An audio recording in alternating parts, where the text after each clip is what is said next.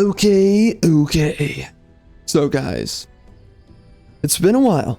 I have not finished the previous playthrough yet. We're very close. I'm having some difficulties on that one. I'm trying to rush it at the moment. So we're gonna have to get around to that. But we're like within the last 5 rounds, and then I'm gonna be uploading it. And I think this video is coming out right after. So it took me forever. You know, the last DLC just didn't really get me that excited to keep on playing more of Age of Wonders 4. And you know, last year I put a lot of time into this game. A lot. When I say a lot, I mean a lot. So I'm just not really that interested anymore to really obsess over this game. I also can't figure out a way to play through matches really quickly. So I've kind of burnt out on it. But regardless, we are going to be playing this. And in the end, I always figure out a way to finish my playthroughs. So I think that this DLC has some pretty interesting stuff that they added. And I am definitely interested in checking it out, exploring it. There's a bunch of stuff from the previous DLC that I did not sufficiently experience.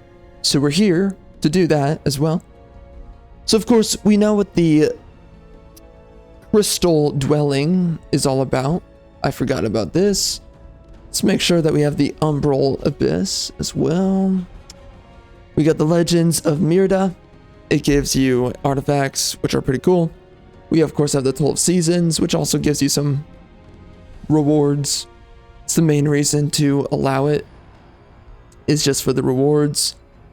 We got something new going on here, which is the Blessed Fields. So, as you can see, we get all this random stuff. We get Blessed. Okay. And then we also have Celestial Grounds.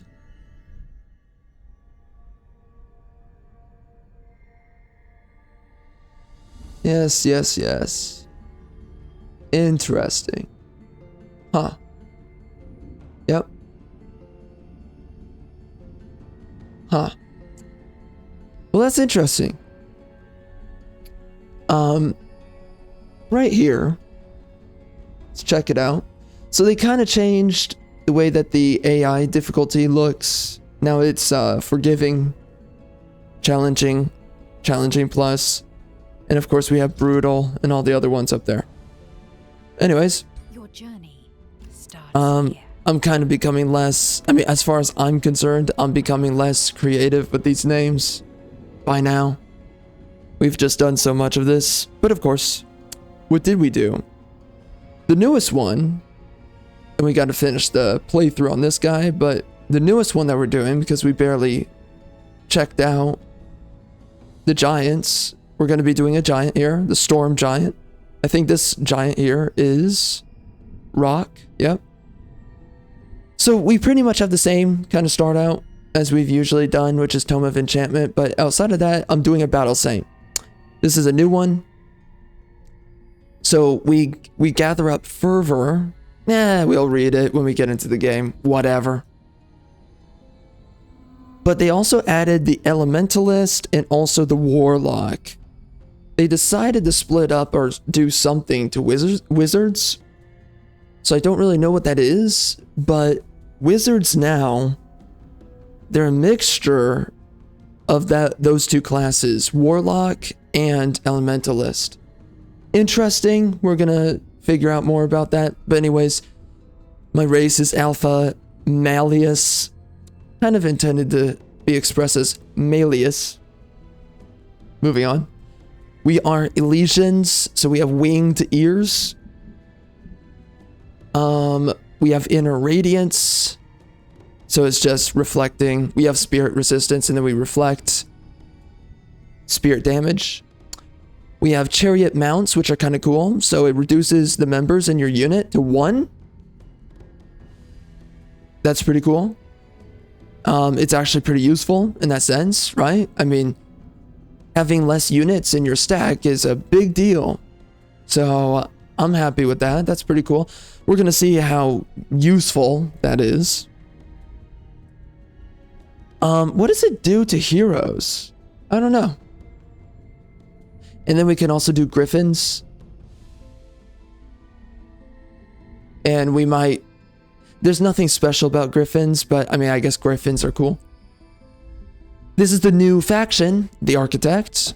So you can collect Wonder Stones, which can build monuments. And it grants you... So your cultural units deal damage matching to that. Interesting. And the monuments, they grant affinity. Affinity damage. So that's kind of cool. And it might be overpowered. We have to see. I'm doing Cult of Personality just because of how strong it is. I like having extra skill points. And honestly, I don't care that much for everything else. I mean... Using lifesteal is really nice. But anyways, we also have this. This is a new one. It's a mystery. Sort of, what are these called again? Trait.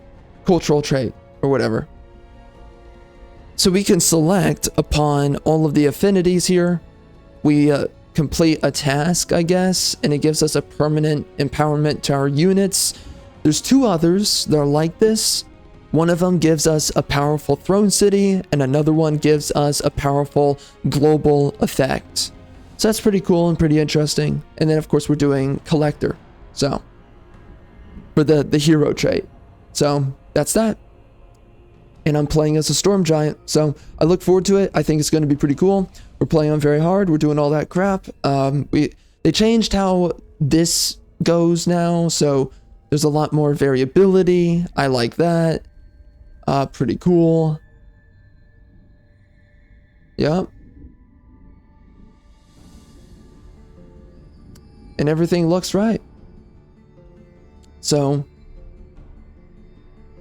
Yep. I don't really understand this one. Okay. Anyway, moving on. Let's do it. So I'm excited. We're doing 7 enemy players. I hope that's not too much.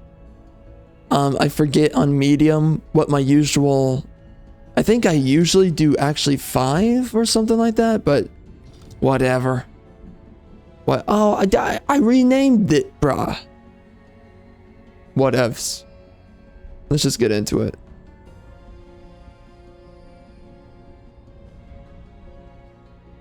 I guess. So I look forward to this. I don't know how many things they changed with this DLC. What did they update? It's crazy to me to think about. I think this game now is like two years old. That's crazy to think about.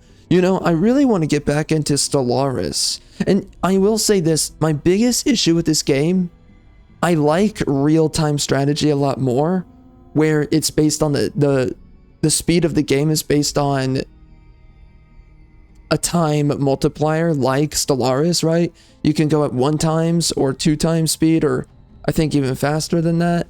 I like that. The fact that you can make the game faster in that way.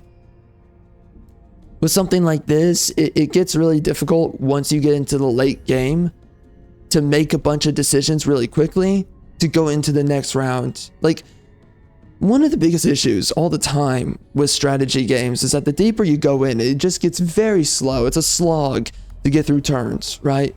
I love strategy games, but it's just so difficult. So, what do we got? Oh, we have a light spirit now. That's pretty cool. Again, I wish I could just figure out how do you play this game quickly, you know? Like, how could I sit down for 5 hours and crank out an entire medium or large map playthrough? Like, part of me thinks that you have to allow the game to automate everything, right? And you micromanage a lot less. That's my guess of what I need to do. I've tried doing it in the past. It really hurts you on knowledge. The game itself, managing everything, is a great way to self-sabotage you. it's a great way to self-sabotage. So it's just so difficult, but friendly units, okay, we get defense, resistance. Ah. Oh, you can become really tanky if I get enough of these. Oh. Now, right, I did that video not too long ago covering the tier list for tomes in this game. I completely forget the build order of tomes. Completely forget of my own video. And like, I repeated it so many times in that video. I should have just written it down, honestly. If I just wrote it down, that would be way better, right? Well, unfortunate, man. Unfortunate, but I guess here we are. So, as I remember though, what it all comes down to is you want to build up as much defense as possible in the early game. Well, no. First, you want to have, you want to maximize like 2 damage tomes. Then you go right into, yeah, because in early game you want to do damage. And typically melee is good with physical damage. Ranged is really good with ranged damage. I'm sorry. Elemental is really great with ranged damage. And then, shoot. And then you can do a hybrid. What is it? It's lightning with frost. It doesn't really matter that much though, I ultimately found. What? Oh, and then there's crit chance. But crit chance typically aligns with just doing physical damage. Mostly. No. Crit chance is pretty passive, actually. Oh, I think oh, yeah. No, what it was that there's certain ways to buff up your baseline damage. Right? You can get Tome of Beasts. You can get certain things that just increases your baseline. Yeah, so I'm kind of remembering some of that. So, with this, by the way, I don't remember, bruh. I don't remember. Which of these do I want to go? I don't know. I don't know. Maybe Astral. That would be lightning damage, correct? I'm gonna guess. Or because it's a permanent boost to my units. Clear Ancient Wonders. Unlock Tomes. Okay.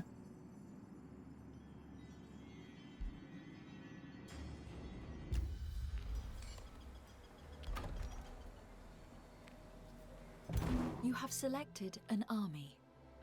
Armies are the core of your military strength. An army is made up of individual.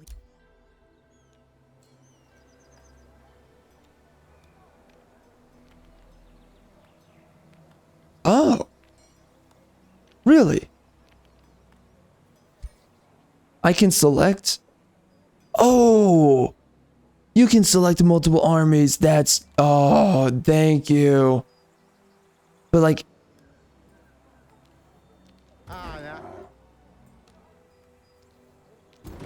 I'm so glad they added that. Dude, it took them that long. That should have been available on launch.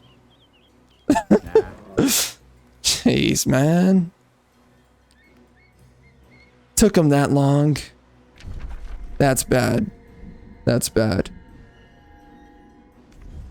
I was begging for that for so long. It's crazy to think about how long I've been playing this game. Crazy. So that's a blessed environment. Okay. What do we have for units? We have a shoot a Titan bow. So this is my homeboy right here. How do I rotate? Okay, there we go. Yeah, so this is my homeboy. We have all this stuff.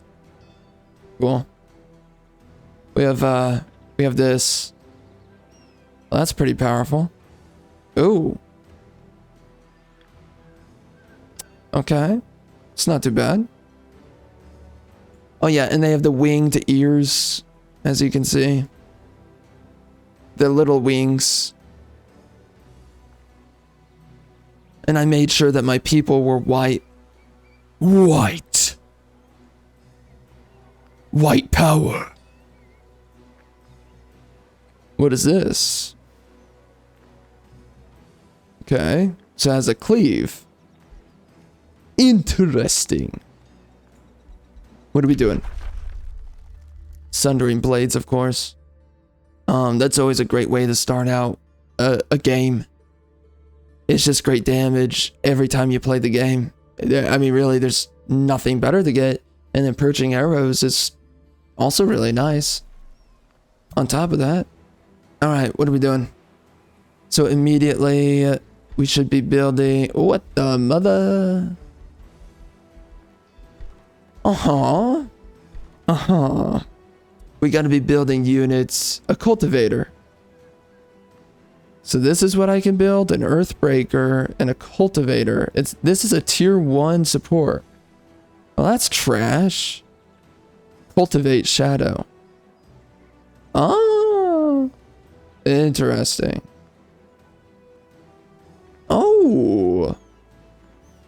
But it's a tier 1, so really crappy stats. Huh. Okay. Well, I guess I'll grab a cultivator. And then getting some more golds. Typically a good move to make.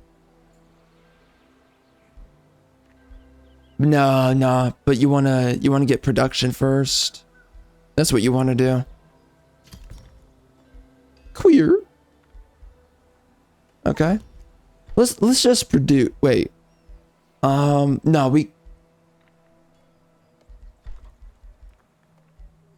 let's just. It matters more to. Yeah, you want to save. You want to save. Yeah, so we have automated production, right? At some point, I'm gonna give this another shot and just see if I can play through a playthrough really quickly. It would be interesting to figure that out. I do like micromanaging everything, but right, once you get enough cities going, it just becomes too much. Impossible to manage.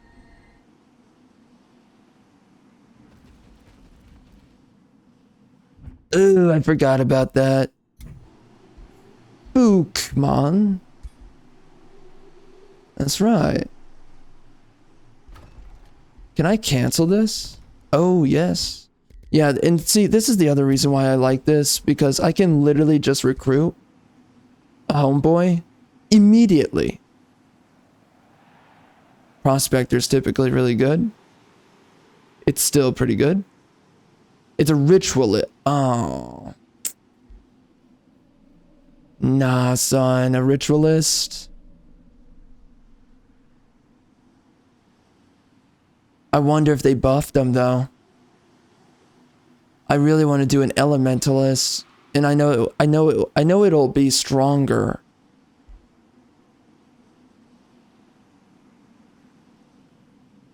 Than a ritualist.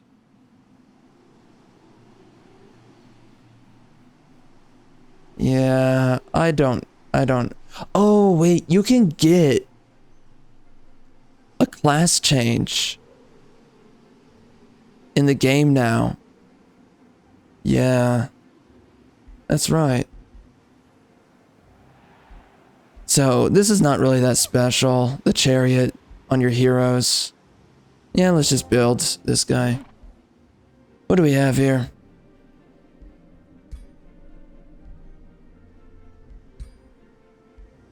He's got an orb. Oh! Oh, they changed it. Oh. He needed... What the mother? Oh yeah, that's the Battle Saint. Wow.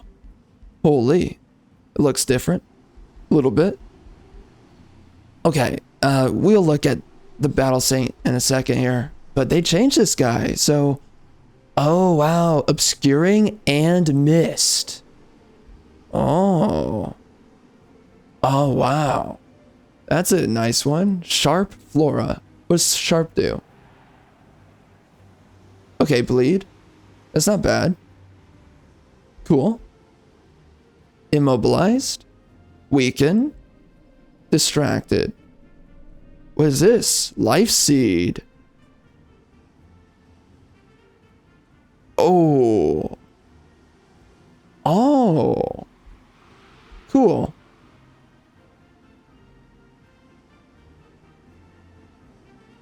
So what are these two? Okay.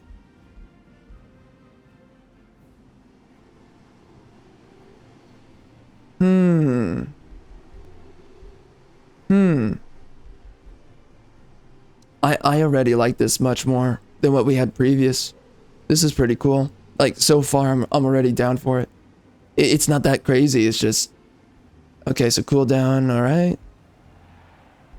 Probably not the better one to select here. Honestly. Friendly units, okay, True Strike, Grace. Grace is not that good anymore. It's okay. Gain Obscured? Oh, yeah. That's a good one. Improve Animate Flora. Ooh.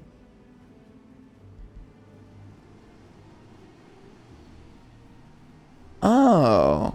Well, that's kind of... I don't know if that's, like, great. It's pretty alright. I mean, in reclaiming attacks, that's always been alright.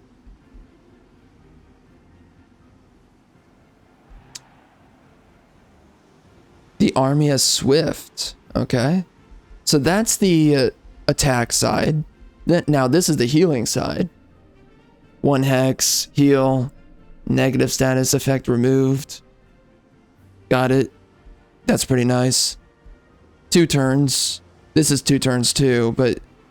Okay, so the 1 hex is already better. Oh, but it removes all the negative. Oh, that's a trade-off. So this heals more. This gives regeneration. Regeneration's better. Bolstered defense. By the way, I love this game. To be kind of clear about that. For the most part. I am slightly burnt out, as I was saying earlier. I don't know if this DLC will kind of bring me back in. The previous one didn't really do it for me, just being honest. I felt like it was kind of like a building block DLC, where we need to wait for the next DLC to actually feel like everything is rewarding. And I think the previous DLC stacked onto this one is probably going to make all the content feel a lot better. So bolstered defense, resistance. Getting bolstered defense is the toughest one. Getting bolstered resistance is the easiest. Restore gives you strengthen. Okay. Okay, I mean, that's not bad. Alright, so we can revive. Transforms into an animal. And remains after combat. Interesting. Polymorph.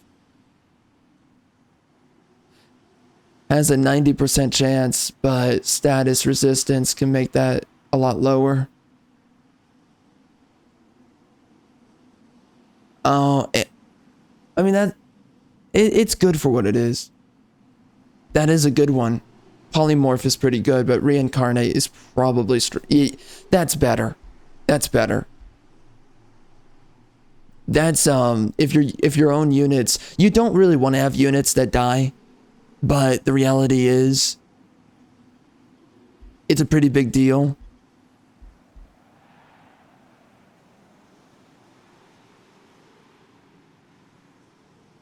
Being able to bring back your own units,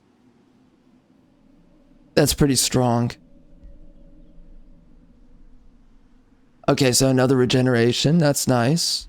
So we can have 2 regeneration. What's this?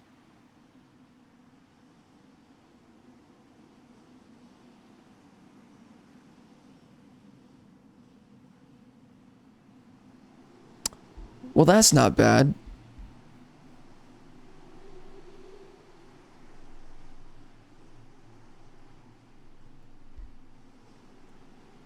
Charge resistance, that's a pretty big deal.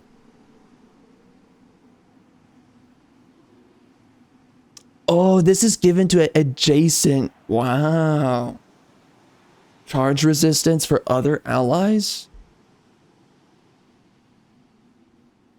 You heal 50% more? That's pretty alright. Summons gain natural regeneration.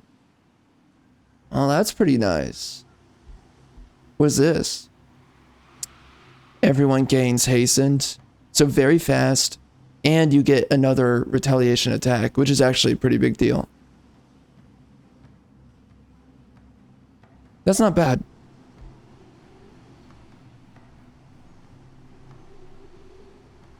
Alright, so everyone's tankier with this one.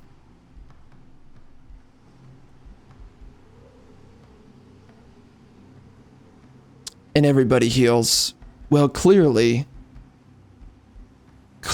this is a really good one to grab. And then it's really good to grab Rite of Fury. Yeah. Okay. I like it. It's not too bad. This is really weak. The animated blade. I was not a fan of this. I wonder how it is with the ritualist. This is a glaive. Oh, Storm Strike. Okay.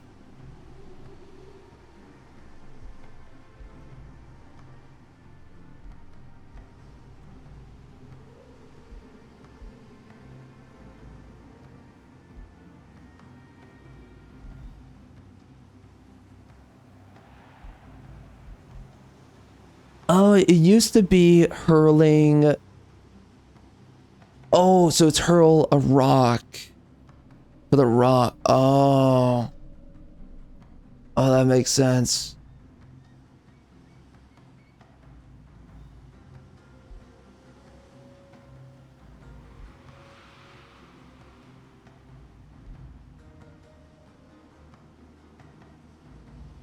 Wow.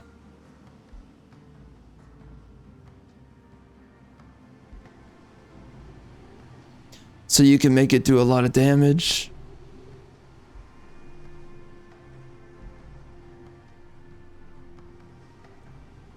Interesting. Okay. Did they change this?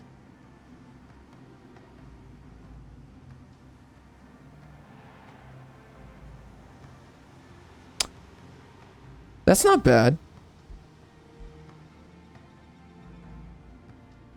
Ooh. That's pretty good right there.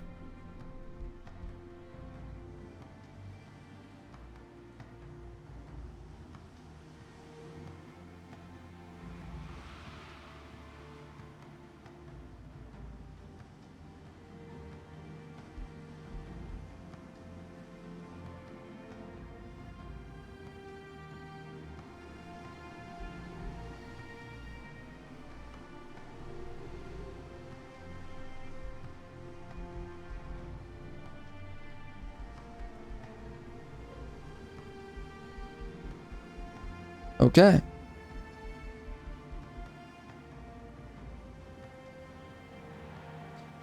Status resistance.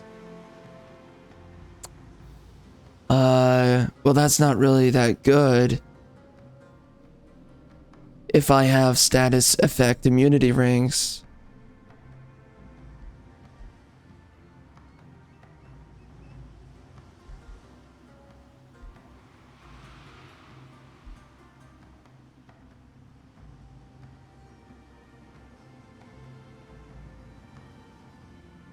Okay.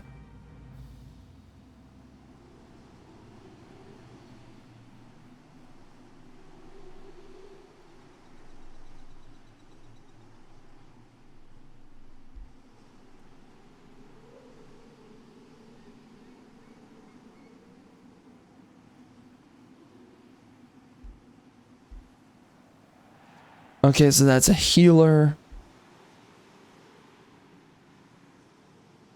That's more of a bruiser.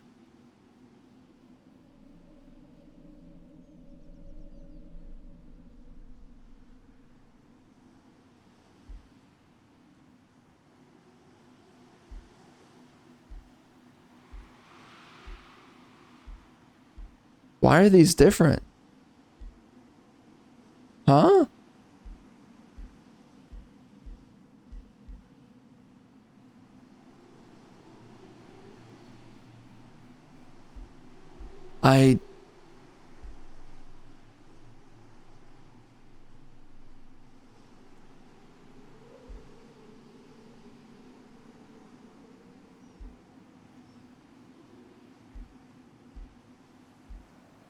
So this is ranged. Okay.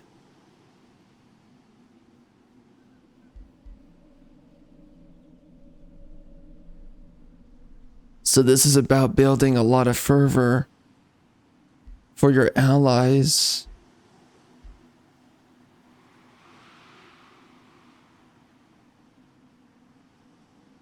Well, that's pretty nice.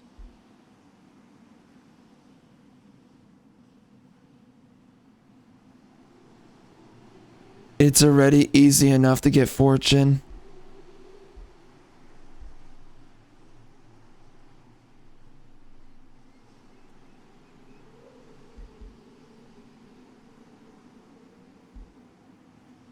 So support abilities can give +1 fervor. They can also then heal more. Or bolstered resistance. You can revive. That's not bad. You can get a lot of resistance through this and also give it to your allies. It's good to have tankiness, and the fact that this spreads to others outside of yourself, that's pretty good.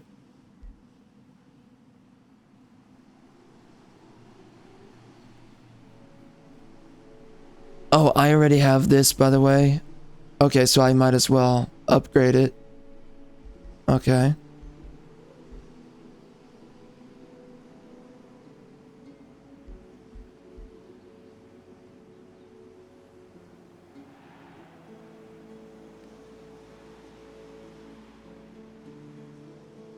Okay, so support abilities grant regeneration.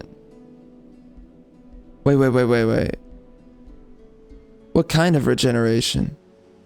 It's a plus regeneration. What does that mean?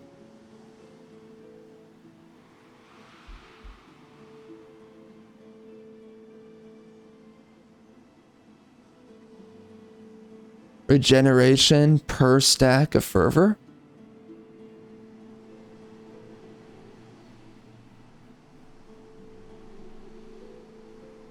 That's nice.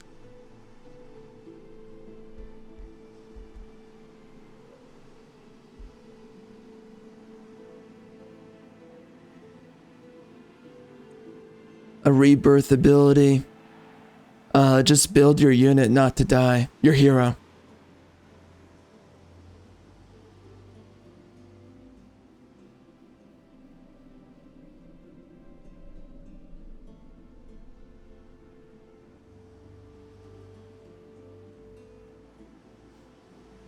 So that becomes an interesting attack that could do 50 damage.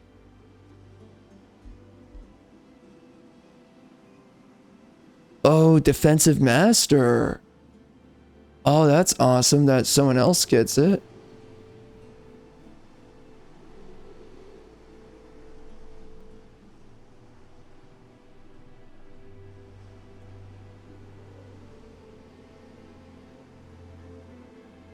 And the thing that's so good about this, I'm trying to remember, but always ending in defense mode just gives you a lot more. I think it extends your reach. Yeah, it extends your reach for retaliation attacks.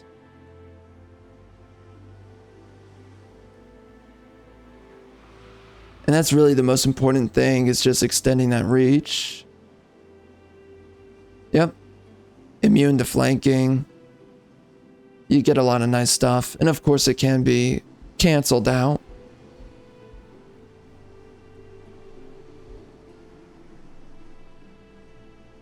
Steadfast. Oh, really? Oh, that's nice. That's nice for the hero.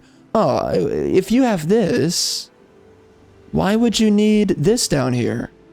I mean, this is already a fail-safe ability.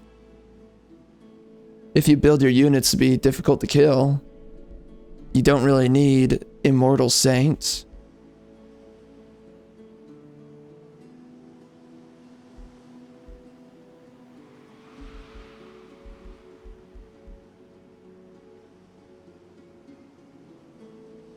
Interesting. Well, if you have Warding Bond, you're definitely going to want to have Immortal Saint. Does this just... Can this be used over and over again? It looks like it. Yeah, if you do Warding Bond, you're going to want to have Immortal Saint. Unless you're just that difficult to kill.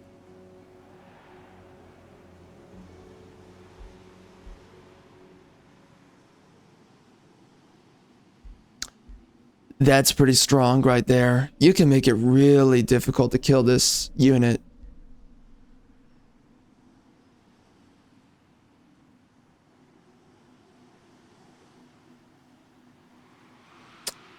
That's not bad. Did they change Condemned? Nope. Oh, that's really nice. Wow. Wow. Oh, that's nice too. That's extra crit chance. And it's not just for your unit, it's for your other units too. Wow. Yeah, that's a good one to pick up.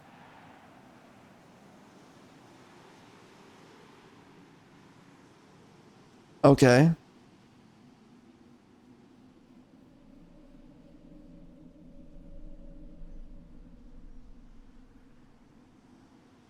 The biggest thing about any hero unit is being immune to death.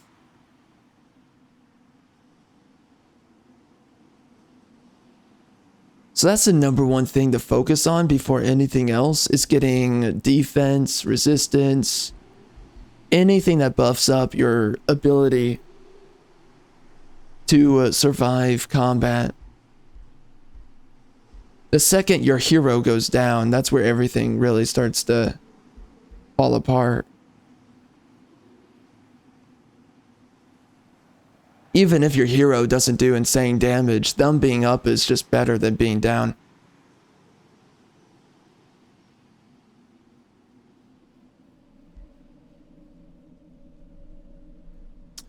So I kind of like Warrior's Fervor.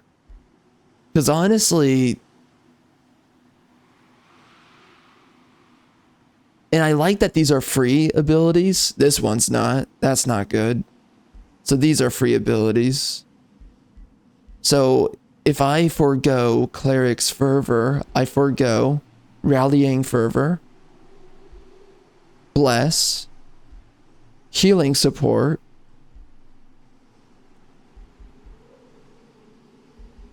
and if I forego Saint's Fervor, I forego Fervorous Disciple. Oh, wait, no. Oh, so I can go from here. Oh. Well, yeah, I mean, I would rather my hero have all of this right here. Because I get healing and I get damage. And then I can get a good mixture of all this other stuff that buffs up my team. But, you know, if you're trying to build up a hero or a unit to keep the other units alive, specifically when it comes down to a hero, it really is a waste. You want your heroes to be able to stand on their own. Because if your hero is hard to kill, your hero is doing a lot of damage, they offer a lot of threat on their own, and they're hard to kill, then that's all your units need. Making your hero hard to kill, strong, all of that put together, you're going to be killing more enemy units, you're going to be a threat to a lot of enemy units, so they're going to focus you here and there. And desperately trying to save your allies from getting wrecked really is not worth it. It's actually a waste. So Paladin right here.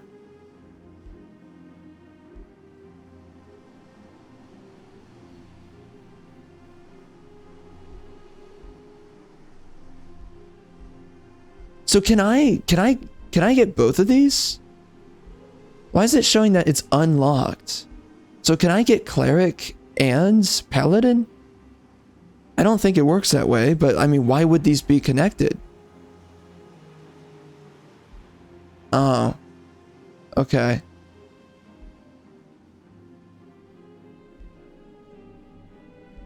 Okay. Okay, so I am bypassing ever using this.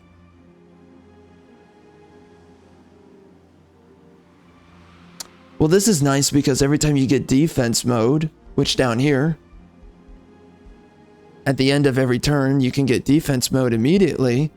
You get 3 fervor, which means that, so you lose all of your fervor. Huh. So you can immediately get that fervor. You can like pretty much immediately have 4 or like 4 or 3, likely like 4 or 5 really.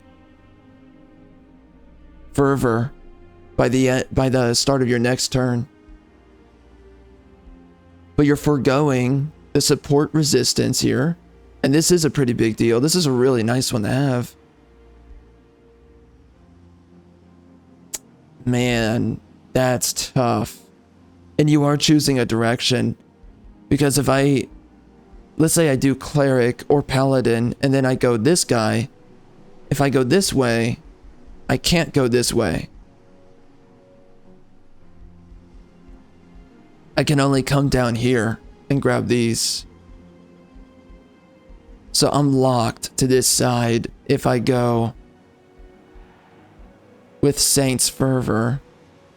So it's more about just being kind of like a tanky support unit. That's really all this is about.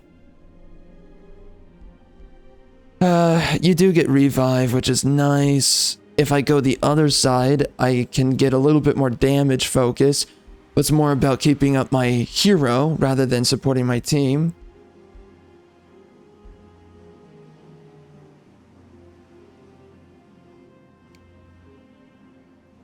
That's tough. That's really tough. I can see a reason to do both sides, but you miss out on the revive. And that could be a pretty big deal. I mean, that revive can really change. I mean,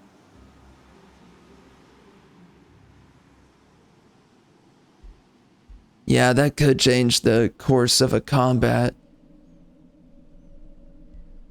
Cleanse. I don't know if I actually want to have that. Yeah, that looks like a waste of a turn.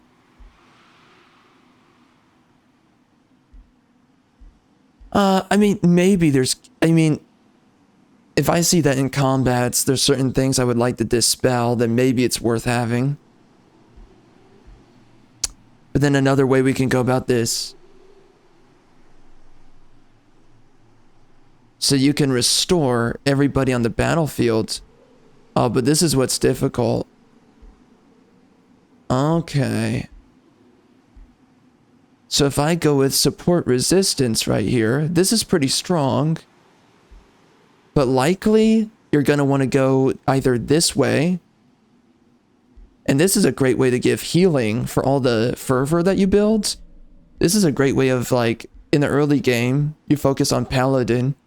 Then you go into Warrior's Fervor. And this will really carry you until you level up. And you can get Battlefield Restoration, which is honestly just, it's better for the whole team that everyone's getting regeneration. And there's ways to give your ruler, or your hero, there's ways to give your hero regeneration outside of this ability. So this is more for your team. And still, I mean, that's pretty nice. Or maybe you just want to do a bunch of damage instead. So you do smite. And that's a way of, like, you can literally get like 2 kills in 1 turn by having this. Yeah, that's a free attack. That's pretty good. And then you're always ending. So, like, if you really want to be supportive to your friendly units, you know, you still have a tanky, really difficult to kill hero unit. But if you want to have a mixture of being survivable while also providing slight bonuses to your allies, and you're doing decent damage, then you can go down the right side. That's tough. See, if you want to get the defensive master, you can't grab this other stuff.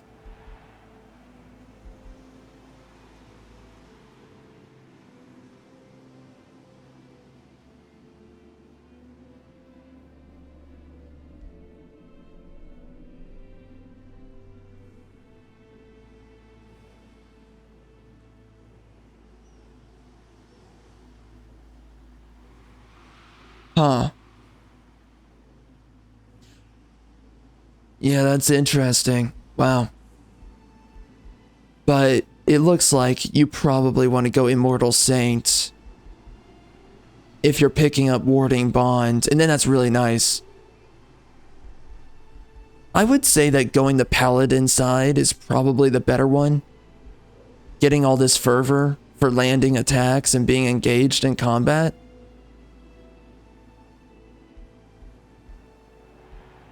You're still pretty tanky, but you're doing a lot of damage.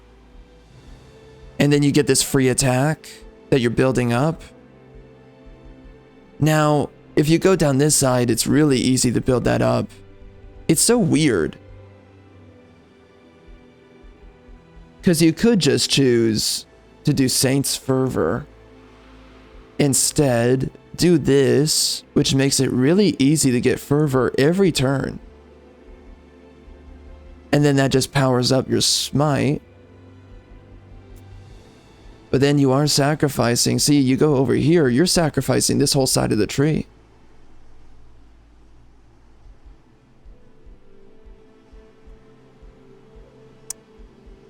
Oof, man. Oh, man. There's different ways to go about all this.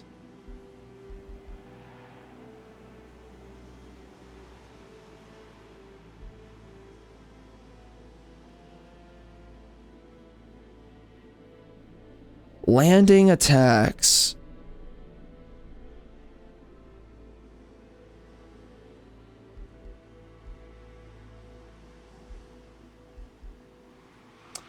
And then upon taking damage. Man, that's tough. Oh, man. See, I like Warrior's Fervor a lot more. But, like, let's just be honest.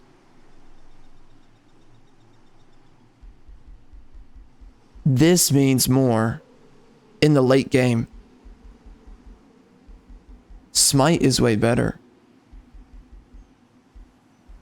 And do I think that getting Fervorous Martyr, do I think that's more worthwhile? And then, if I take this instead, and I get this, again, it becomes really easy. Every turn, I pretty much have a guaranteed 4 fervor. Or actually probably 5. Yeah, that's probably guaranteed like almost every turn. So then I can do 50 damage with Smite immediately.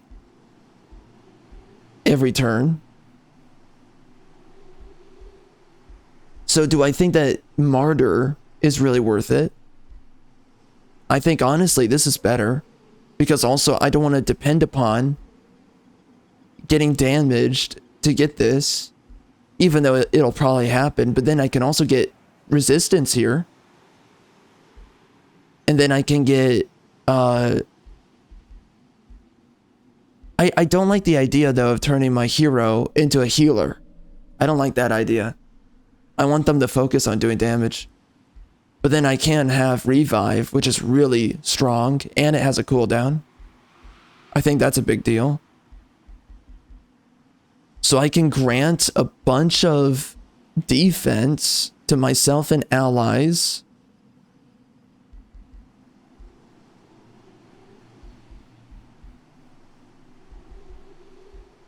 And what I'm sacrificing is crit chance. The defense for my hero. Right here. But this is defense in general. Resistance. The issue with warded. This is only for magic attacks?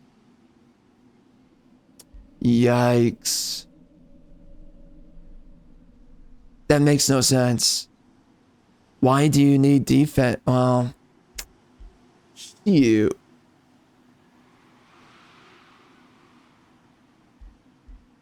Well, I mean, you'll be tanky +4 against largely against magical.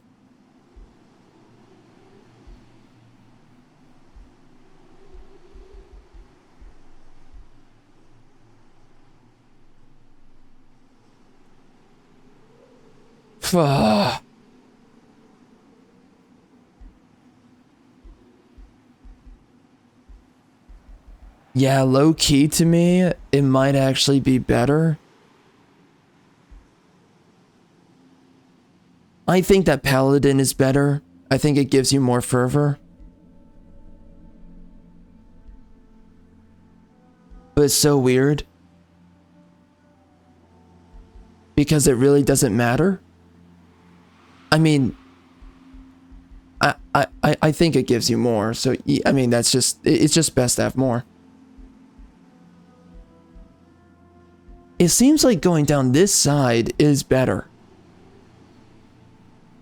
Whenever it uses a support ability, this unit is healed.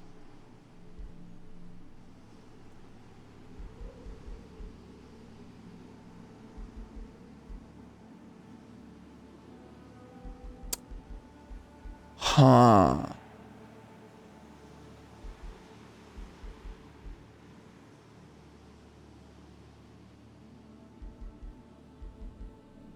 This just seems like the better path is to do Paladin, go Saint's Fervor, go Fervorous Disciple. And you can go down here and pick up all this stuff and specifically get Revive, which is going to matter. Just in general. Now, of course, that's sacrificing a turn, but that's also keeping your units up, and that's a pretty big deal. And what you're sacrificing is crit chance. There's ways to make up for that. Condemnation, which has a pretty long cooldown for what it is. It's not really that powerful. There's a bunch of other ways to do condemned and also weakening. So this doesn't matter.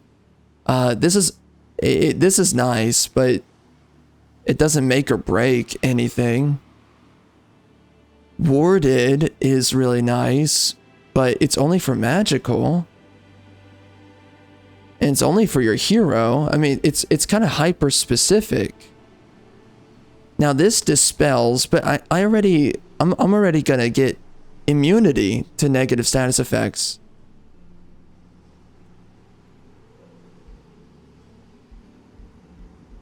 Later on, and I can speed rush that too to get the immunity to status effects. So, and then I also miss out on this defense, and I also miss out on getting fervor whenever I'm attacked. But in trade-off, I mean, I do think that Paladin's just better, honestly. I'm trying to think about, obviously, whenever you use Revive, Cleric might actually be better, since you're not attacking. But because I'm going to have Smite, I'm going to be attacking quite often, regardless of anything. Huh. So I already have... So yeah, I mean, this is easily going to probably generate for me like 2 or 3 fervor. I always enter defense mode. So I pretty much have 5 fervor, almost guaranteed every single turn.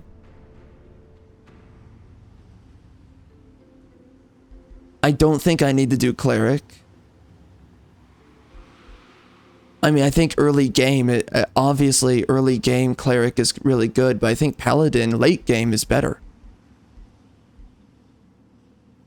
But going about it this way, I can do Fervorous. I miss out on this whole side of the tree, but who cares? Because this side of the tree is actually better. So I go Saint's Fervor. Disciple, I can get Warding Bond later on. I think honestly getting Warding Bond and also Radiant Retribution is probably a later game thing to do. It depends on kind of what you're going for. I mean, obviously if you want to get Inner Grace, if you want to beeline, I am trying to go over here. Huh. Yeah, I'm trying to go over here. Which one of these do I want? Morale Resistance or Weakening Adjacent Enemies. Morale Resistance is actually a big deal in combats. I would actually probably say, I mean, you can pick up both of them, obviously. That's actually a pretty big deal if you're losing a combat, which sometimes it happens. So whenever that possibly happens, you definitely want to have that. So yeah, I mean, so this is the better side, actually. So getting Fervor. I think that Warrior's Fervor, I think that's stronger. But in the end, this gives me access to better things. And that right there, yeah, that's the ideal Battle Saint. And actually, I like this build, though. It has a lot of damage baked into it. I can, by the way, right? Oh, that's unfortunate, though. I can't get Immortal Saint. Well, I mean, Smite is too good to pass up.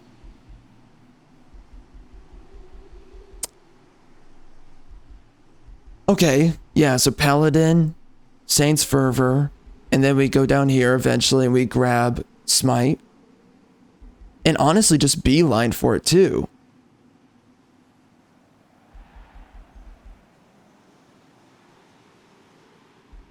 Now, do I believe that I am going to be tanky enough with Warding Bond? Am I going to be tanky enough? Shoot. Yikes. Yeah, okay, so then that means we want to do Paladin, we want to go Fervor, we want to go Disciple, we want to do Support Resistance. That's a really good upgrade path. Blessed Body. Yep. Absolutely grab that one too. Then you go Martyr's Blood, which is also a really good one to get as early as possible in the game. Then Weakening Aura. Then you go down and you grab Defensive Master. And then you grab Smite. And that's a great beeline to do. And then you probably come over here after that and you grab yourself revive. Maybe grab this other support resistance. If it seems reasonable, maybe grab the cleanse, but I don't know if the cleanse is actually any good. I think that's just a waste of a turn on your hero, so.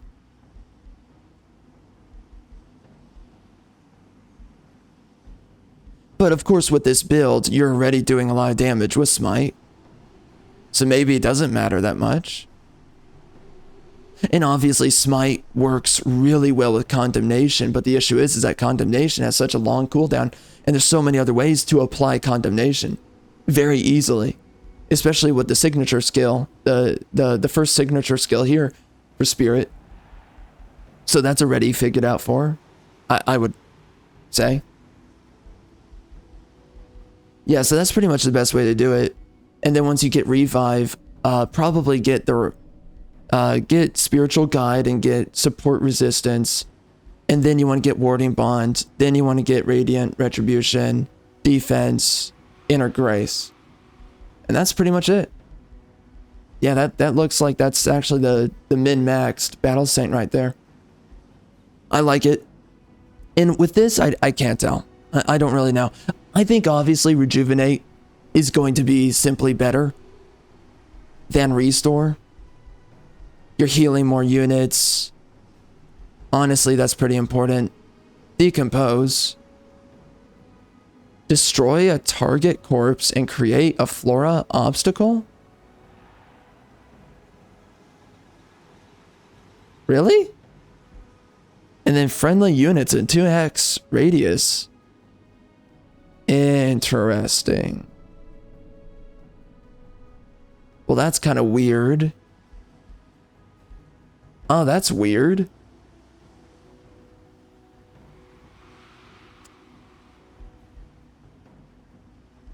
Well, I mean, that gives you another healing ability. So you're sacrificing the regeneration, the bolstering, or the extra heal, bolster. But from here,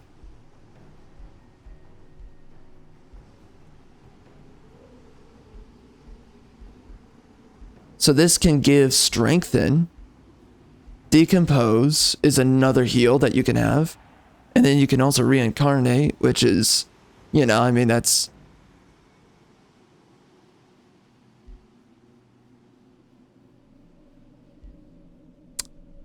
This has a chance, and I don't like that, because I don't know if I can reduce status effect resistance enough. And then obviously giving more regeneration. Yeah, that's... So rejuvenate is definitely a good one to go for. And I can always grab this right here, these two. But yeah, rejuvenate is probably the way to go. So we have a selection of these guys. So everyone gains... This is really nice because having Clinging Mist is really important with a build. Obviously, you want to go defensive tomes more than anything else. So building up your Clinging Mist and the ways to stack it, this right here is a great way of doing that. It does throw away a turn, though, of your ritual list. But I mean, you're going to be selecting one of these anyways. So you can do this where it immobilizes or it summons 3 living vines. And, you know, I don't know if the AI is still stupid enough to attack these vines. If it is, then it helps you. But obviously, if you're fighting anyone that's intelligent or anything that's intelligent, then they're going to ignore the vines. So then that makes that a waste. But the only reason then you're getting it is to get weakening. The life seed is pretty interesting.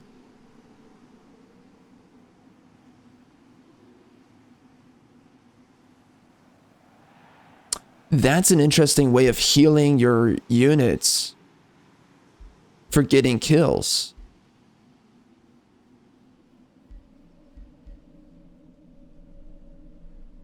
And you can increase the area of effect, which is really nice with this.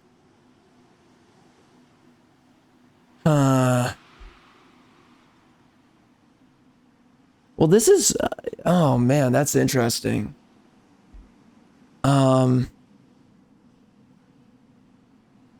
There's a lot of ways to get grace onto your units. Especially with that one spell, which is like a must pick. The Tome of Prosperity.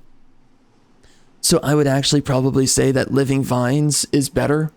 It's just another defensive layer. Unless... is True Strike really? Ooh, attacks cannot miss. That doesn't matter late game. There's a lot of ways to work around that. For the most part.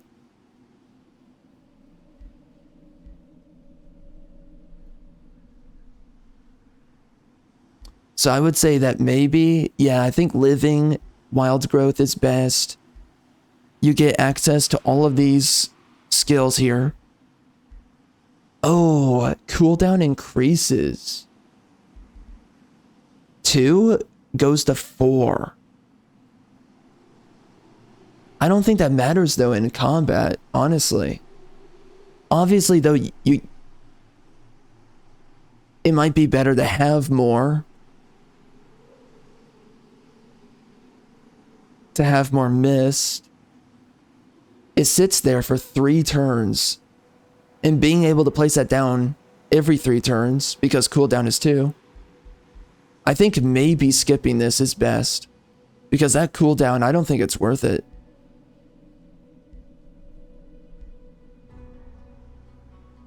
I think this one is kind of a hit or miss. You're wasting a turn to summon another unit, which can be good or bad.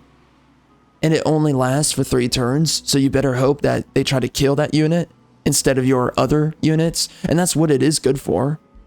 Is you're summoning another unit to focus fire from your actual units. So that's good. And also the Entwined Protector, he does heal.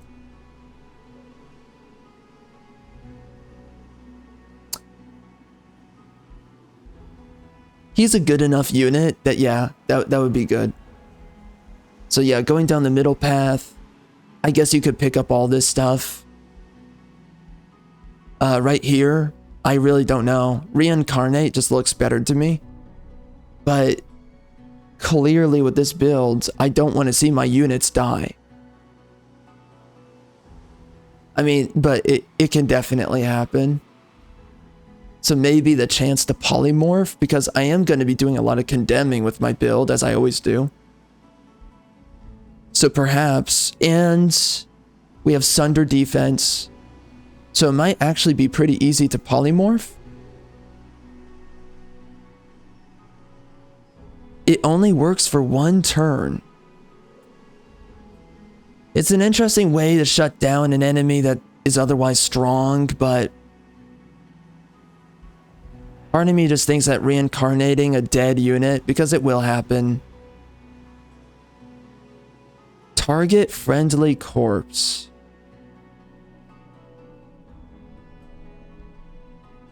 Can your summons lay down a corpse? Because then that would actually make it worthwhile. If I could turn this guy into a corpse. The Entwined Protector, or any other summons, but I don't think it works that way. And then I kind of already decided that Right to Fury is the best one, even though charge resistance is better. But do I always enter defense mode?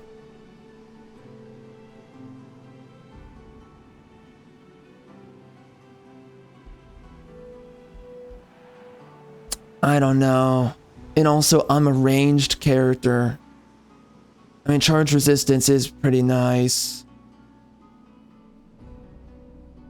Because you don't get taken out of defense, yeah. That is pretty strong, but if I... Oh, so yeah, I could do this, and then I go here. Yeah. And then my summons get natural regeneration. So it makes them harder to kill. And technically this would be a summon, right?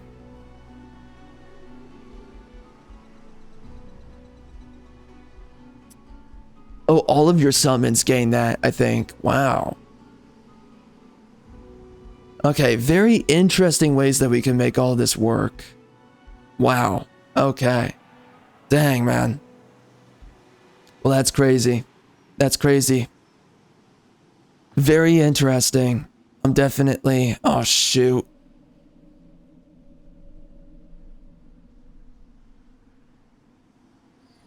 Don't I usually like to run around with this guy and set up a bunch of outposts, right? Underground, so that I can start building up? I think so, right? So that I can start building up a bunch of vassals down here. Doing that as soon as possible is really important. Okay. But that does sacrifice my firepower. Although I could just wait for my third hero to do that, because I don't have any gold. And realistically, it is best to just have your starting heroes fighting stacks of enemies, so let's just do that instead.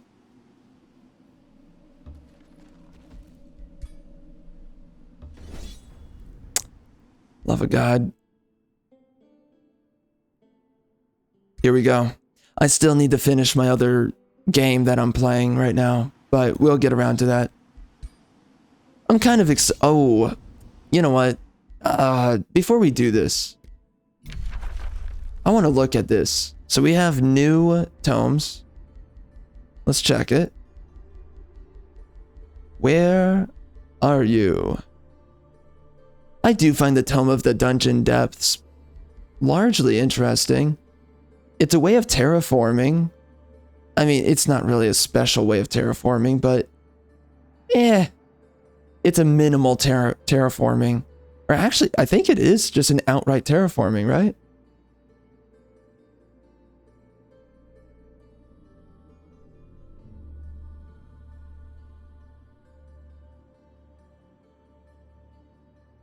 Where is it? Oh, it's this one right here. So it gains dungeon, which I'm sure is a terraforming province feature. Yeah, it is. Yeah, it is. Interesting. And it's so that you increase your production massively. Interesting.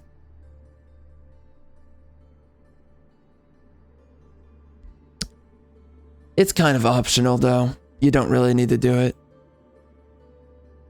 There's so many other buildings to use. It's really... Oh, whoops. It's really optional.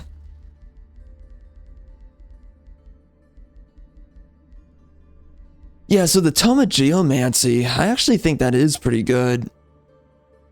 After using it, I think it's pretty strong.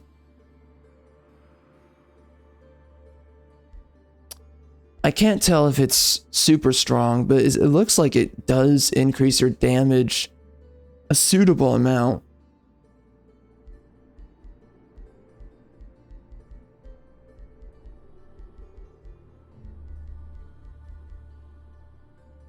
So Tome of Virtue. Virtuous Spirit. It's a minor race transformation. Gives me spirit resistance. Ignores casualties. Interesting. Well, that's really powerful. And you gain defense and resistance. Oh, that's a must pick for sure. Yeah, that's really strong. Oh, a tier 3? And it gives us... So this unit has some nice spiritual damage. Really good defense. And there's ways to increase that resistance. So he's a really good shield unit already. Solid all around. Nice damage, defense, smite. Deal damage to a target and enter defense mode. So that's a good rush attack.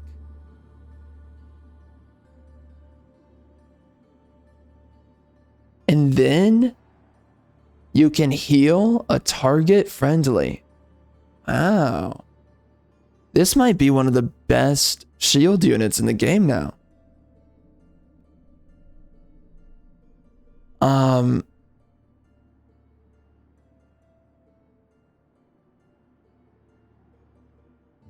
That is pretty nice. I mean, it's definitely up there with the Bastion, that's for sure. Yeah, that's pretty good. Wow, that's not bad. So the Vigil, a Battle Mage summon. Interesting. Inflicts blinds. That's a really good one. It cancels. The biggest thing is that it, well, I mean, everything about blinding is good, but it cancels retaliation attack. Has all positive status effects removed. It's pretty nice. Target friendly has their negative status effects removed. Steadfast. Ignores the penalties of casualties. That doesn't really matter with my builds, but that is nice. The city loses.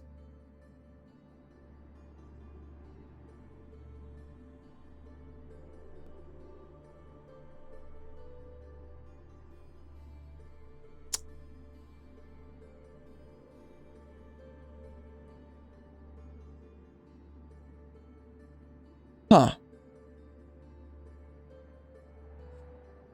Well, the fact that that is a city structure, I'm going to guess, makes it automatically an improvement. I don't know why you would go with that if it were not an improvement. So it definitely seems like something good to pick up. It's also a way to get a lot more production, which is super important throughout the game. Is this it? The Tome of Oh, Tome of Archon, 2? Okay, we get 3. Oh, another one. What the? What, we got 4 tomes? Well, that's cool.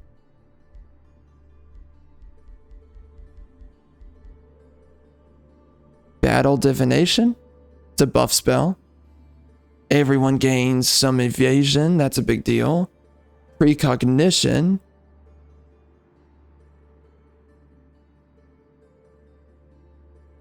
In the following order. So you keep on using this, and so I guess you have to use this 3 times. I don't know. But you also get precognition. Oh. Interesting. Wow. So that gives a 1 attack immunity. And then friendly units gain extra damage. In the following order.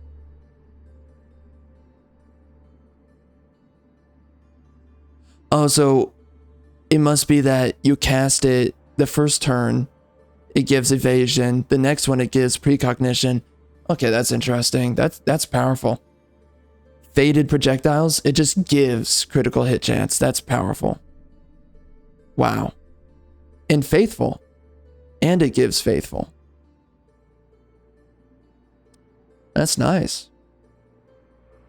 An Oracle support unit, tier 4.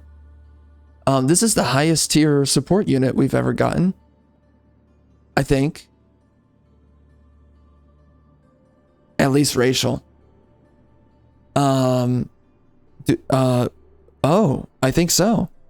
I don't think there's, outside of the summoner, there's not a tier 3 or 4 racial support unit. Okay, so we get marked, okay.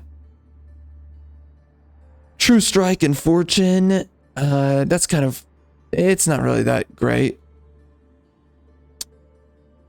That's a lot of healing and precognition. Wow, that's good. Okay. Wow. That's not bad.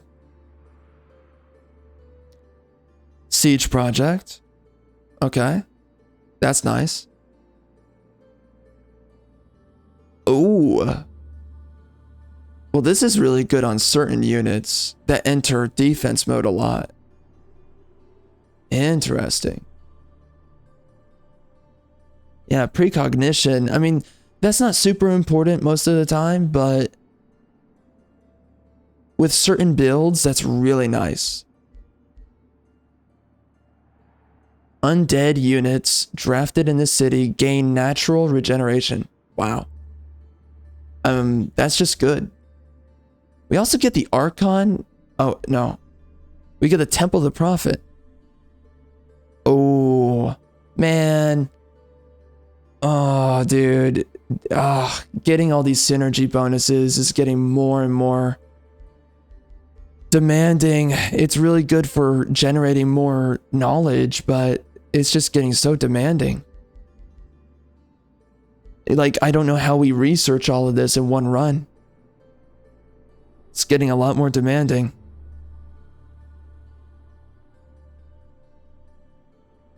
Allows the drafting of Titans. Oh. A heavy charge strike. To tier 4. Sunburst. 2 burning. Ooh.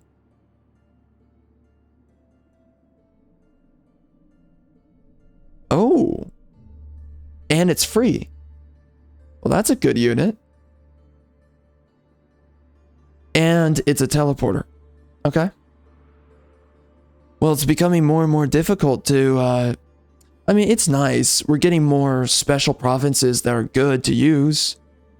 But that just means it's becoming more difficult. This is why I don't like playing on water maps, because it just reduces the amount of special buildings that we can build. Alright, so Holy Aura.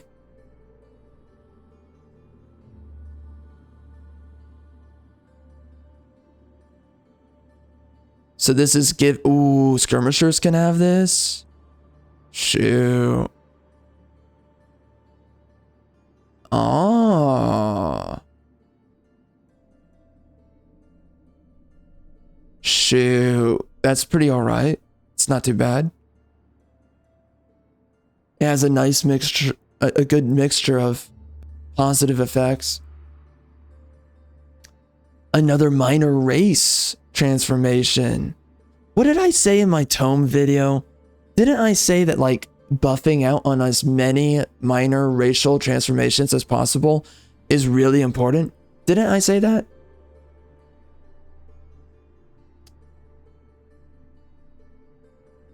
What did I say? I think what I said, though, is like, is just buffing out on as much defensive enchantments and racial transformations as possible is what's important. And then you start stacking out the damage for late game.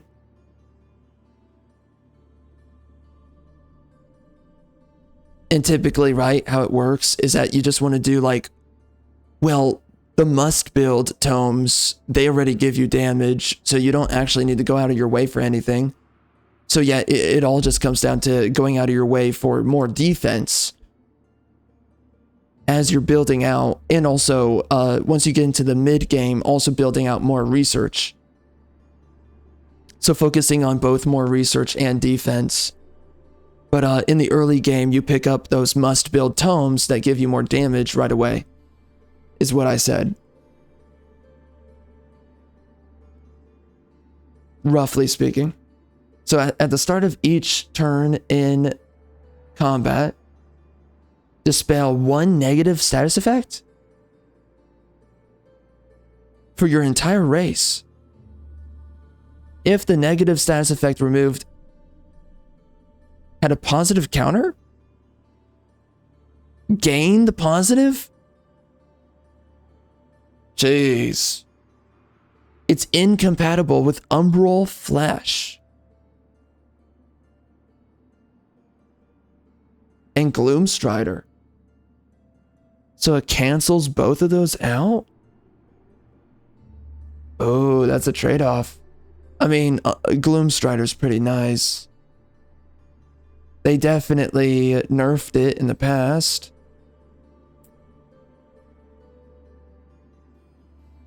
That's a really good one. They might as well just call this the White Man Soul.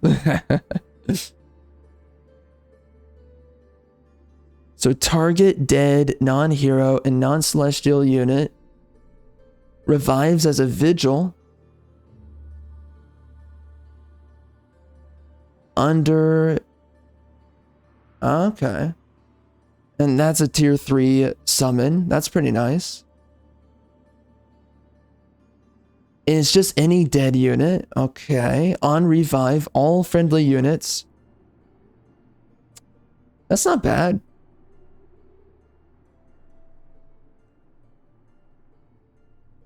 Celestial Guardians.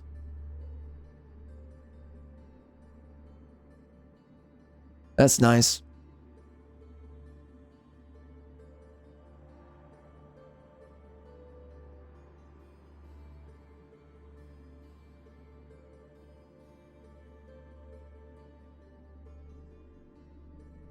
And then we also get Astra, which is a new tier 5.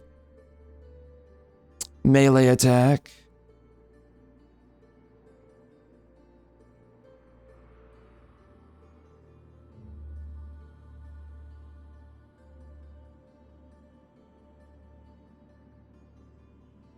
It's pretty nice. Yeah, that's a good one. That's a good unit. So what does Necropolis do? It gives us souls. It's a research post. Gives us souls for each research post. Allows the drafting of skeletons, corrupt souls, and undead titans. So they really like this whole thing about titans now, I guess. So having that heavy charge is becoming a big deal. In 1 hex radius, 2 remorse, sustained damage, decaying, lifesteal. Oh.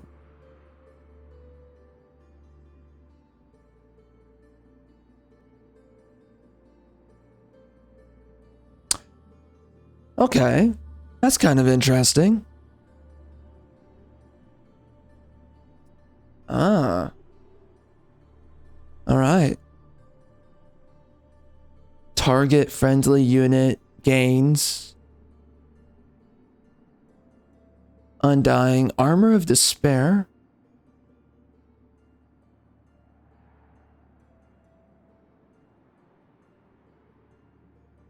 Interesting.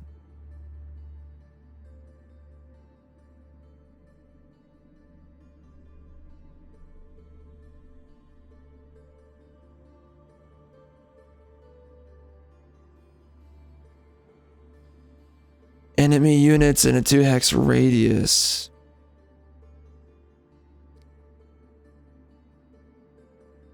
Interesting. I don't think that's too crazily powerful. It's probably good though, like... I mean, I guess you could give that to a hero. What's this guy all about? Corrupt bolts. Lifesteal, that's nice.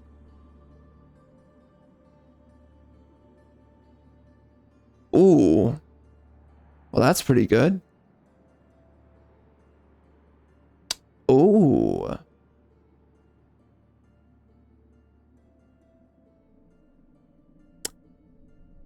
Well, that looks like a better version of the Reaper, honestly.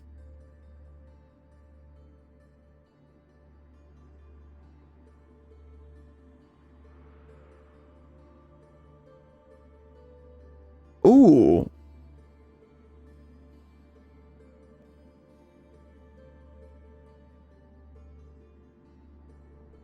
Huh.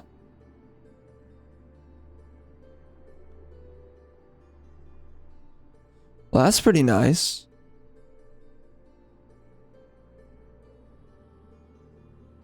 Okay, another, yeah, so natural regeneration, yeah. So you have to focus on undead units, which obviously you can go Whiteborn with this. So that gives you a lot more extra healing. So this is a weird way of buffing Whiteborn, is building this city structure. It's not bad. And then this unit enchantment, which is spirit and fire resistance, and also vicious killer.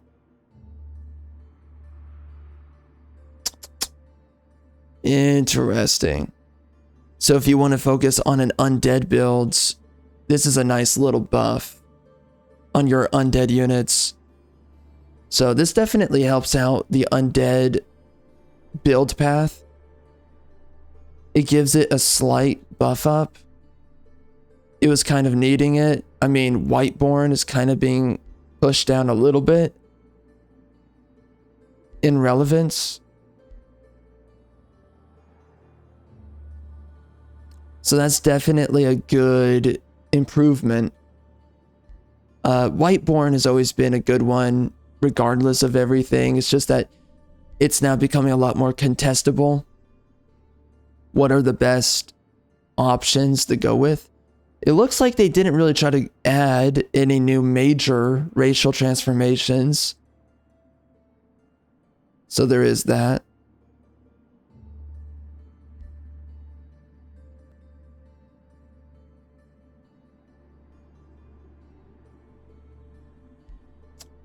It's interesting. So they added a lot more healing for undead units. Okay. Interesting. Got it.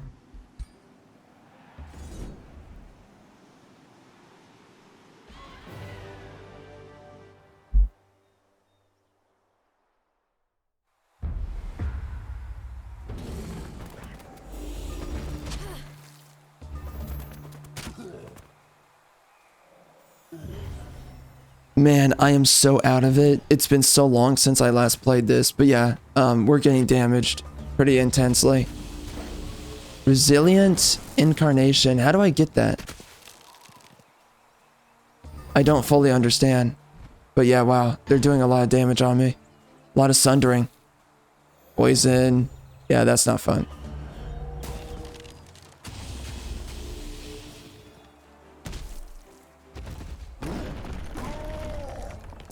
Well, he's dead.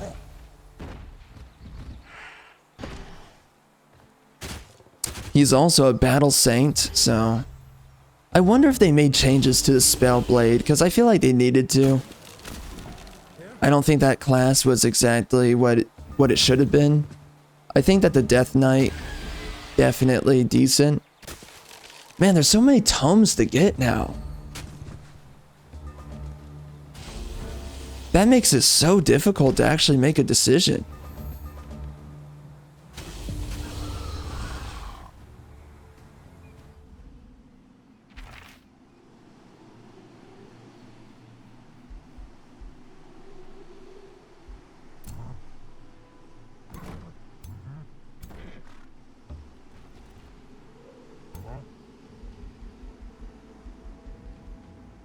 Okay, so early game, which one's better? Doing protective? I mean, I can rush... I mean, what are you trying to rush towards? Heroic stance?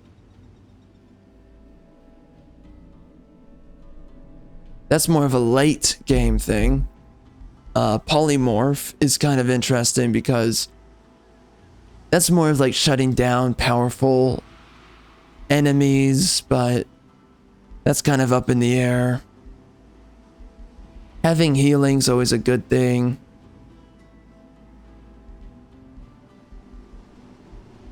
I honestly think... Is this a debuff? Oh, this is a debuff?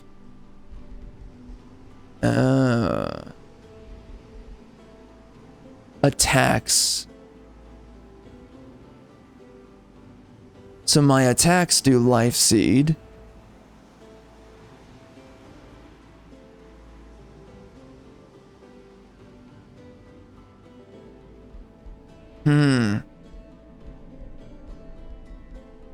So going hostile.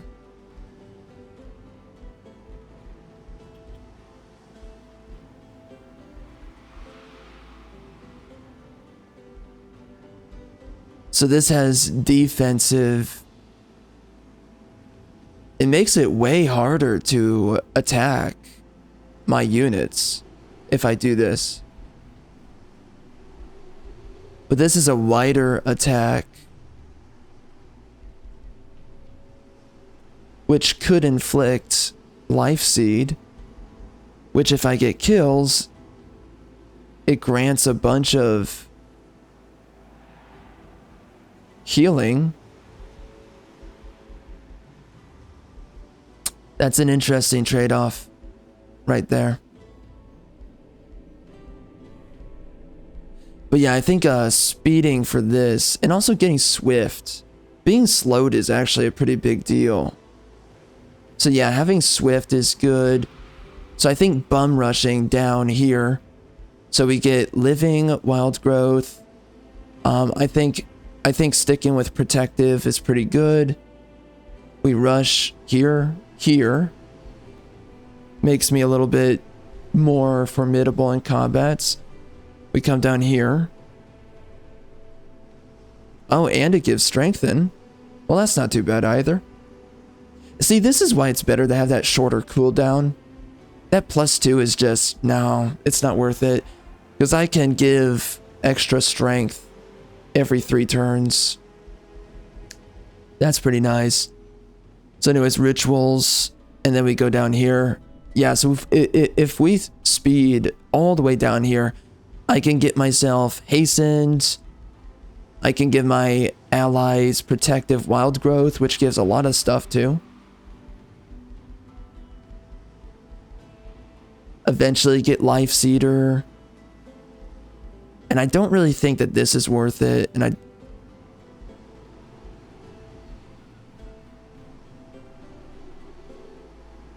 And yeah, getting charge resistance is pretty important. Yeah, this is definitely the best one. Hastened is... There's a lot of ways to get hastened, though. That's the issue. So if I get hastened through other... It's only for 1 turn. Yeah, so I guess that's kind of a trade-off, I guess. Well, it's still nice to have. It's probably the best one to have. And then support abilities heal more. And that is a pretty big deal. If you're going to heal, you might as well heal the most that you can. Now, does this heal? I don't think so. Yeah, no. Yep. I mean, it can give regeneration, which is pretty nice. But that's pretty much it, largely speaking. Interesting. So which one's better, though? I definitely think it's this. It's going down this path. Yeah.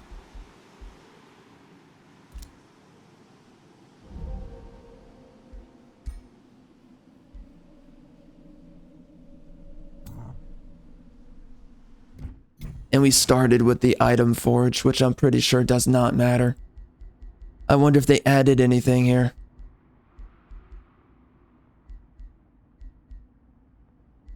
That's a cool looking bow. I think they buffed the bows, as I remember. They nerfed the mage. You know, it's so difficult to just remember everything that they've changed. Having a snapshot, though, that's pretty important. That's nice. And it doesn't do that much less damage.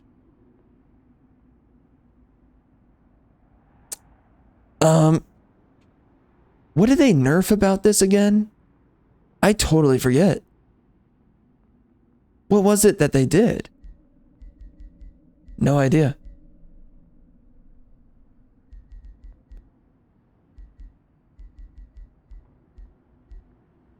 Yeah, this is for skirmishers.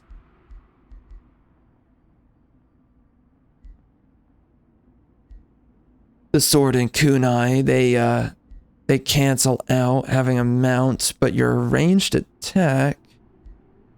Well, yeah, that's what it does. Yeah. What's this do? Oh yeah, mage lock. Yup. Didn't they add a cooldown? Yeah, they did. To the Mage Lock pistol. That was rough. That was a huge hit to it.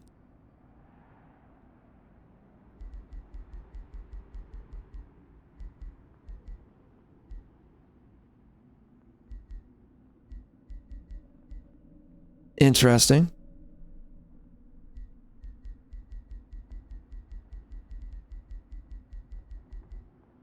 So it kind of looks like they didn't really add anything too crazy. Looks like the weapons are largely the same if I'm seeing this what is this? Okay.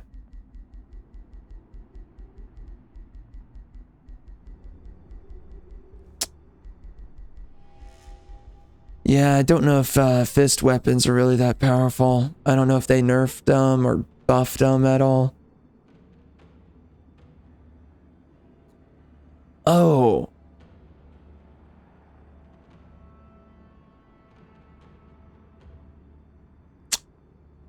Yeah. Interesting. Okay. Freak, son.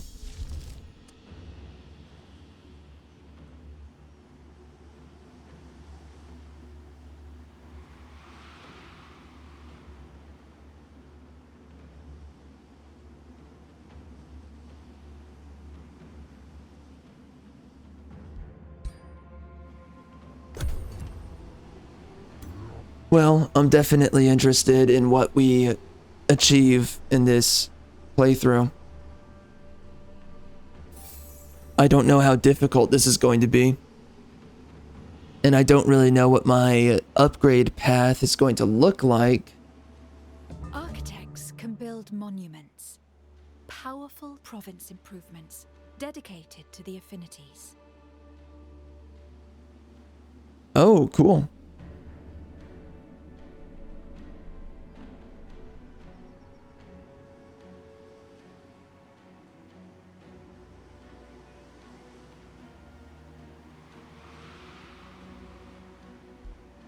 Monuments cost Wonderstone to build and upgrade.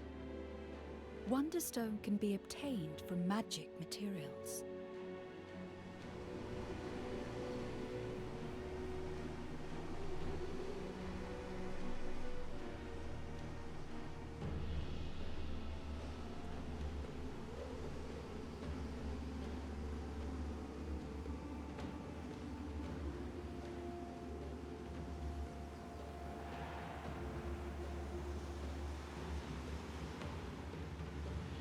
Okay. Well, that is interesting. I do need to fight these bozos right here.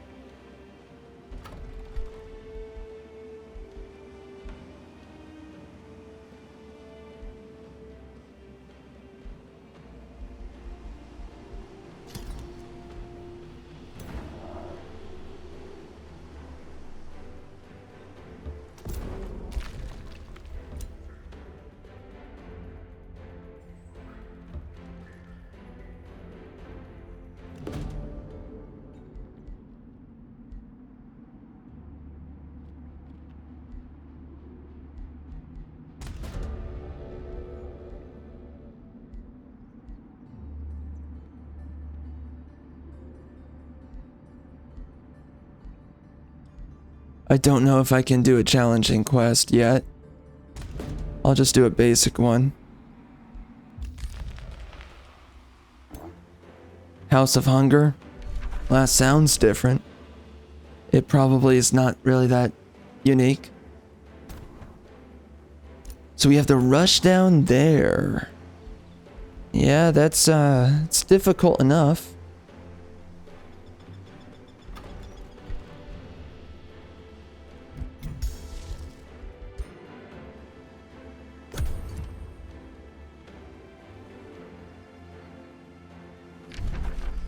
There's a lot of mountains.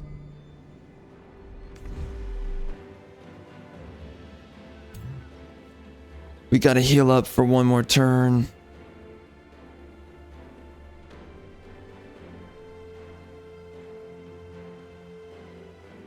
Oh, we got water right there? Well, that's like a... That is a grave sin. How dare you have water on my map? How dare you?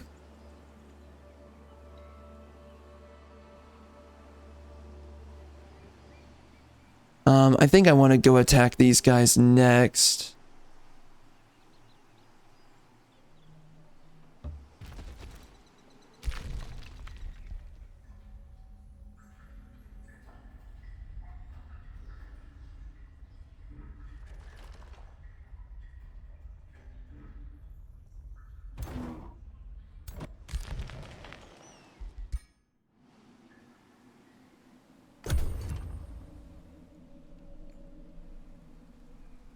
I'm not building a unit. Ruh-roh. Definitely gotta get some more.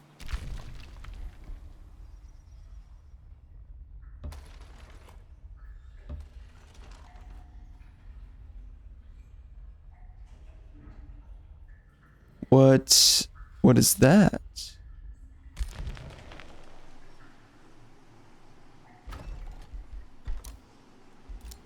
Ooh, some pastures is nice. Production's also pretty good. I think obviously building out maybe to here.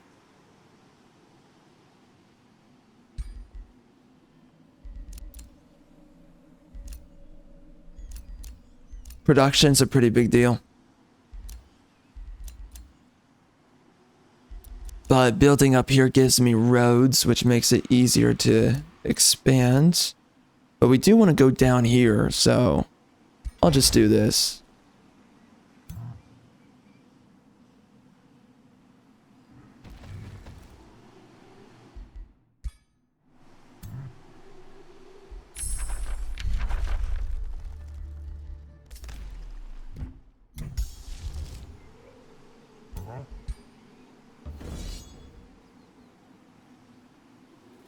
Oof.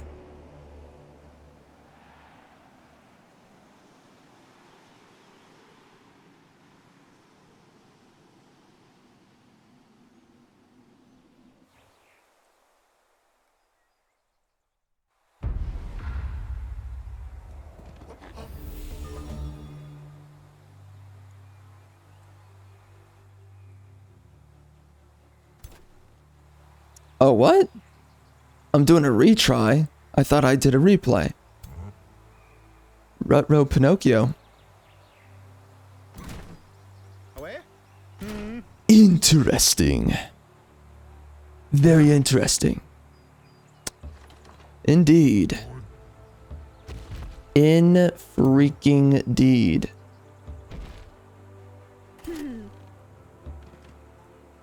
Well, we're definitely just gonna chill.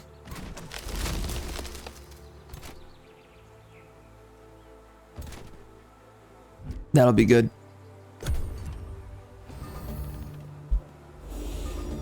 Yeah, they're tiptoeing. Having an elemental or having more defense. Oh, shoot. I don't know. Rut-row. I don't think I like that. Ouch.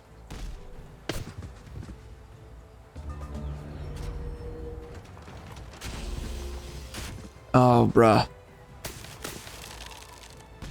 And these guys are tough.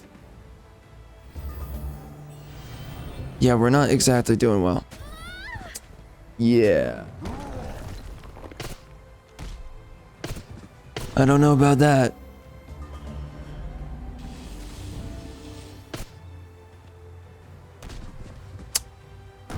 Damage is lackluster. My giant's doing pretty alright.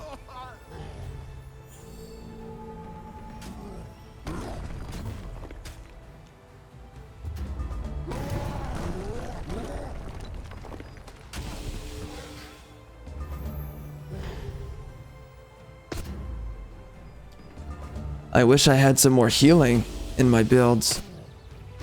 My giant hasn't really leveled up enough. Yeah, that's rough.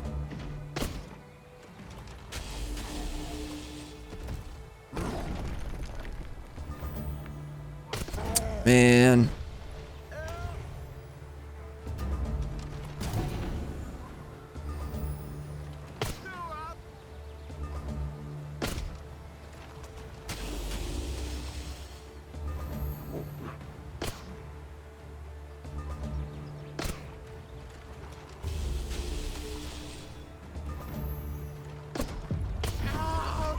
Jeez, man. Ah, frick.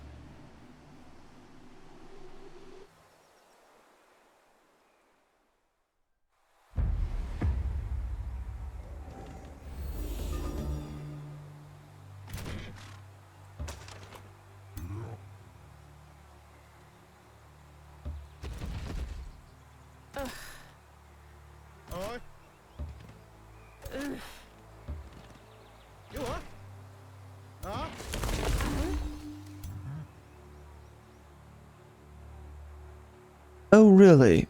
Well, that's unfortunate.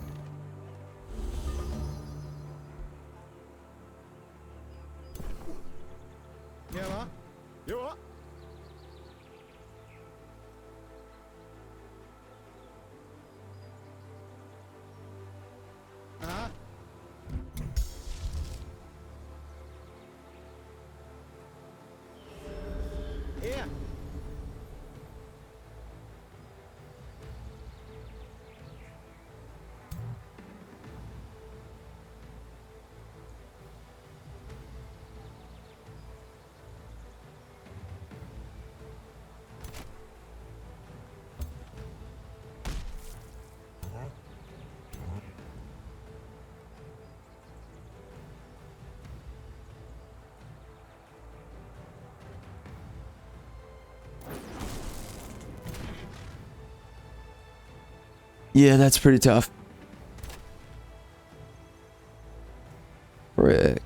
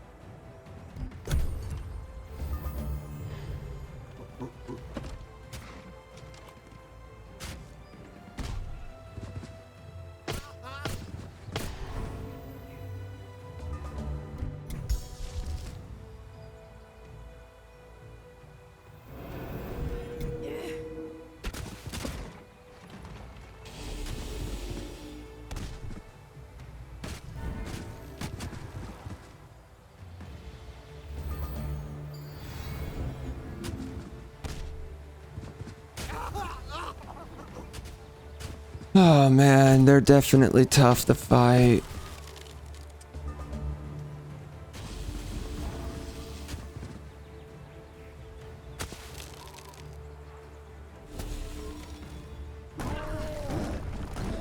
I don't know. It's winning me over, I think. I believe I see the truth.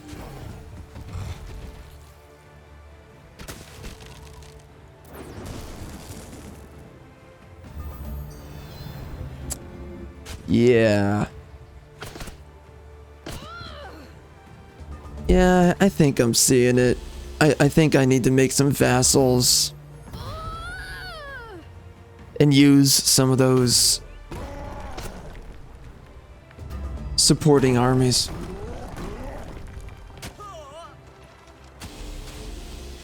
It definitely feels like it. Too much healing coming from that guy.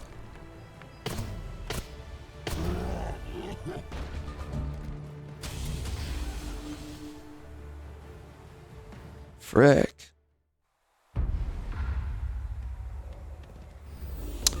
I don't know about that.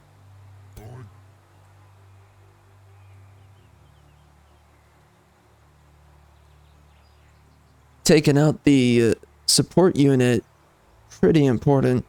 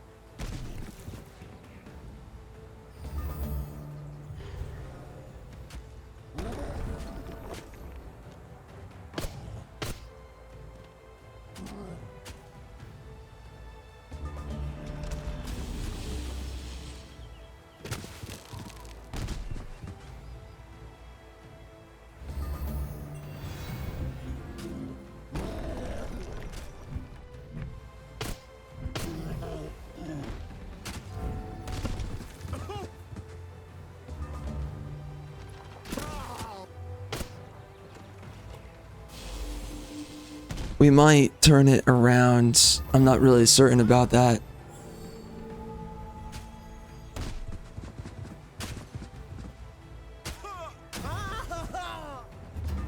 Or not.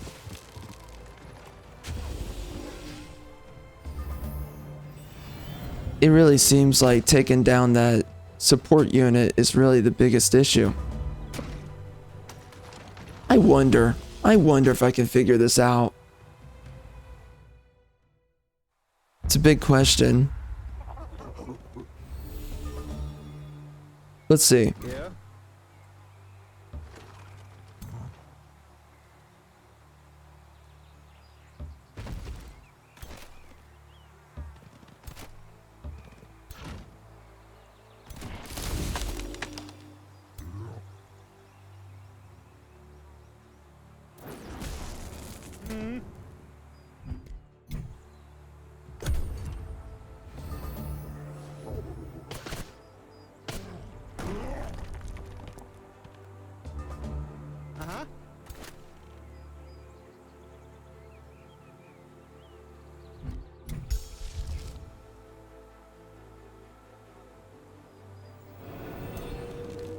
Ooh. Now that's nice. All right. Huh. What are the chances I could take him out? The only thing he can do is heal himself. Pretty tempting. Yeah, ma.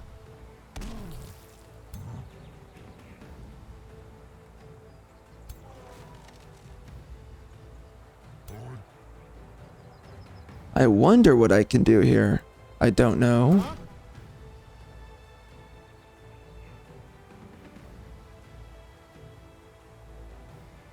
Yep.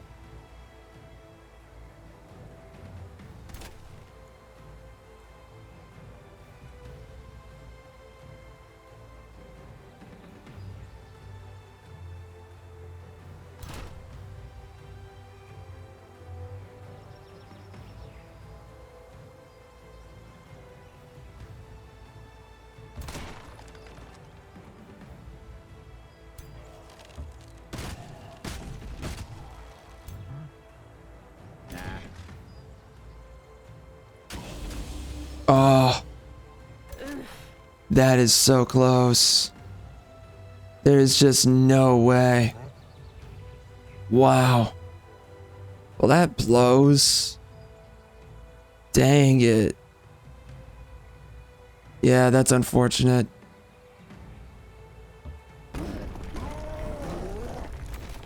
Well, I guess I tried.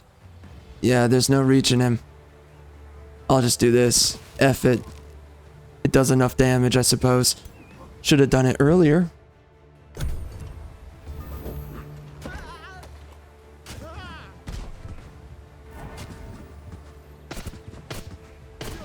Ow.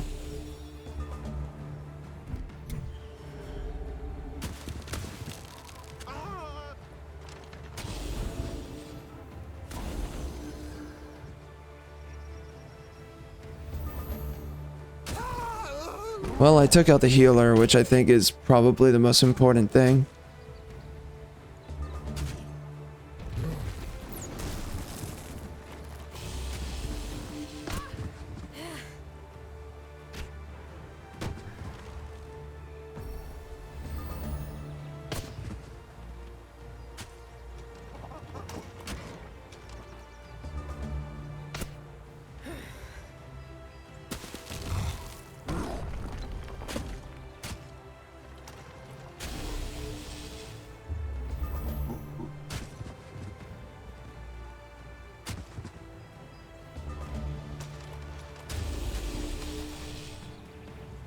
What? He did nothing? Why did he just sit there? Well. Well. I won, I guess.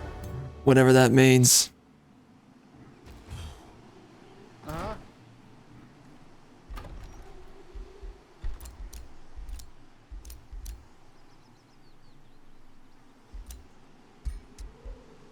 I definitely think that grabbing this is going to be pretty important.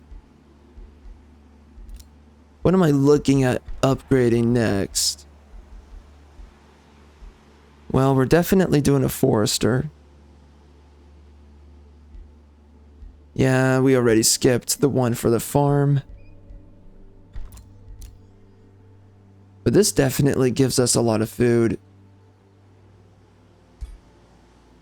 Probably good to use regardless.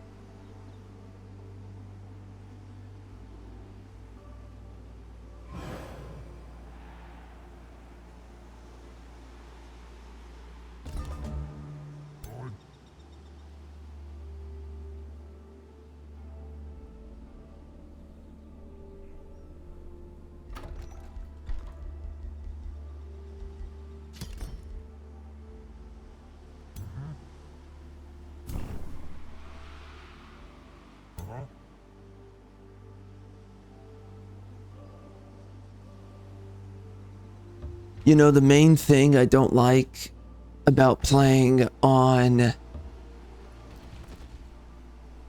this sort of a map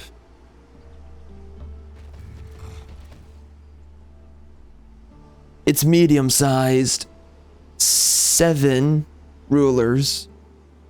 I feel like it's gonna get pretty tight pretty quick.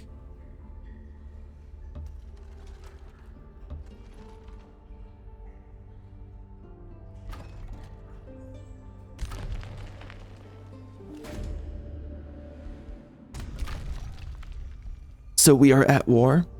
Nice. Very nice.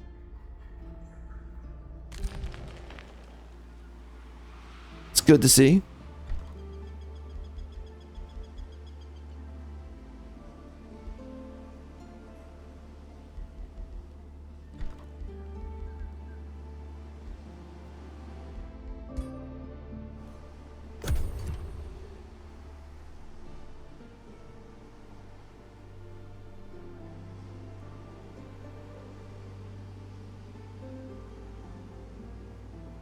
All right. Let me check this.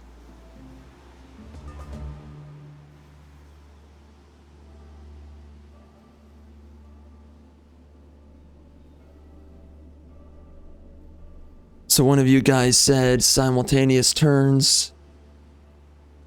That's typically a bad idea in this game.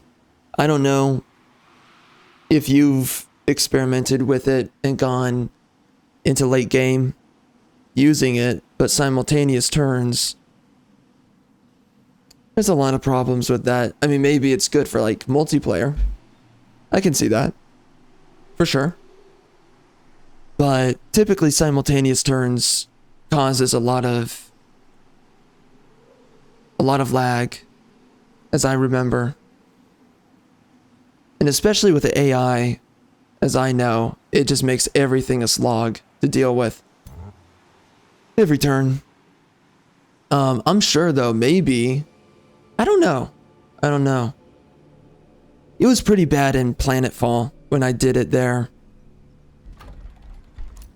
And I don't remember when I did it with this game. If it didn't lag the game, then I could see it being a great way to work around how long it takes to go from one turn to the next. Definitely really nice in that way. And the only issue outside of that is you start a turn and the AI moves faster than you do. And they do a bunch of things like attack you when you're not ready, and you know, the AI is going to just behave faster than you, so it can cause a lot of issues in that way.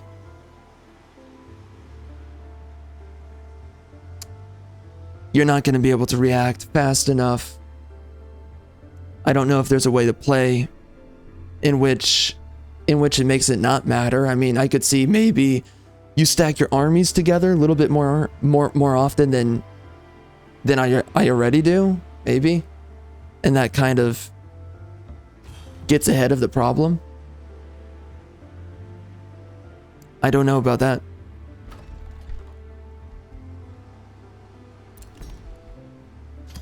We're going to do this for a little bit more production, obviously.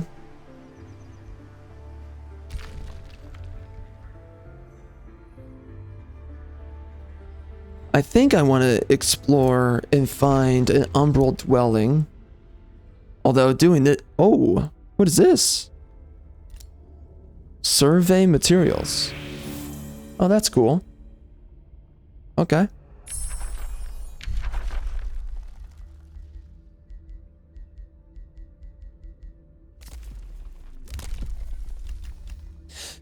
Maybe in the future, though, I should give it a shot to do simultaneous turns. I don't know how long this playthrough is going to be. I mean, I'm trying to not make them too long anymore. The late game just becomes such a slog when that happens. I should definitely go underground right now and build myself How many can I get away with? That's a good question.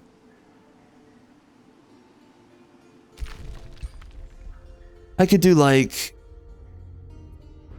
This is pretty tight, this area here. So I could do like probably 2 vassals, and that would be really good early game. Down here, I could probably do 3, maybe 4 vassals. I think I could get away with that.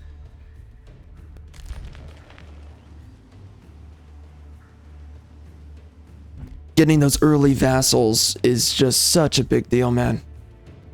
They help you out. You're gonna get attacked. So, gotta make sure that you're spawning those armies as soon as possible. And we're definitely there now. I mean, I attacked a few things and that was good, but we lost a couple of units by doing that. And of course, your economy really struggles if you're not building a bunch of vassals who are automatically upgrading themselves and you're not wasting the resources to do that. Really good to do it. So maybe I shouldn't have attacked anything starting out the game, if I'm being honest. It was probably a bad idea. And I can see that. What is this? Architects. Gain +1? Well, that's interesting. Okay. Yeah, well, we're gonna build 2 down here.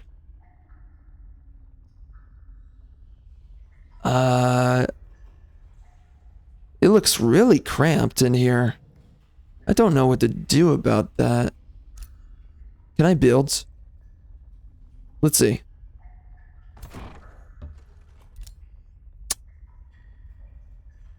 That's on, shoot. Well, that's a rut row. Mother effing Pinocchio. Huge rut row.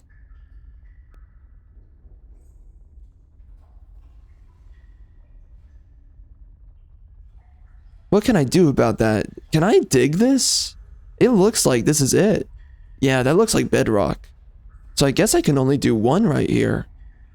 That's kind of unfortunate. Whatever. Alright, so let's build an outpost here. I guess that's all we're gonna do. I'm not really seeing anything else. I guess we can run over here. Yeah. Pretty much. Yeah. Yup. Let's go this way.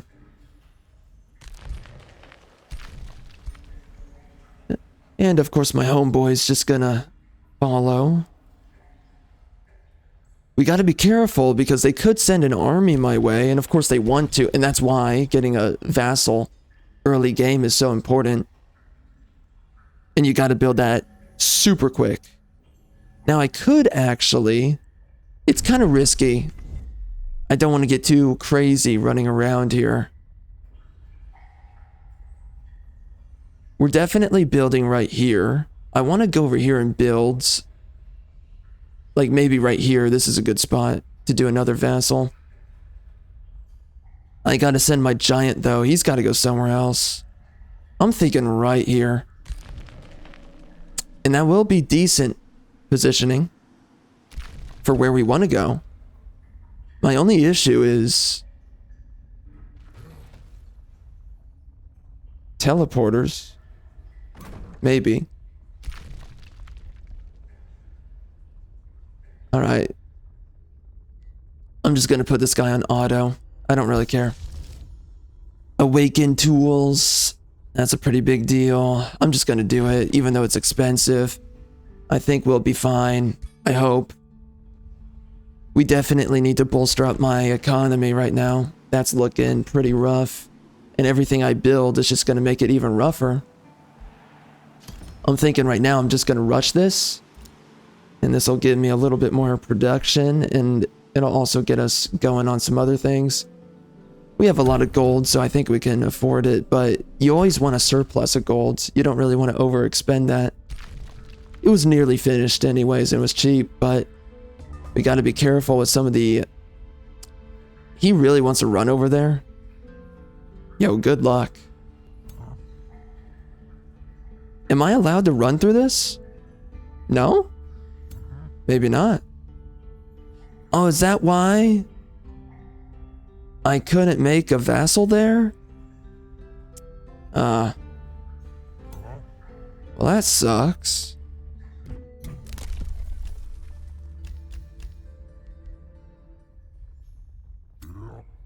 Am I allowed to walk through this? Ah, no way. I have to finish the frickin' quest. Alright, well, we gotta build those units then. I want to be able to go over there. Unfortunate. And we're gonna be able to get my next hero soon. Alright, let's see if this is looking alright. Starting up 2 outposts. I guess that's a good start.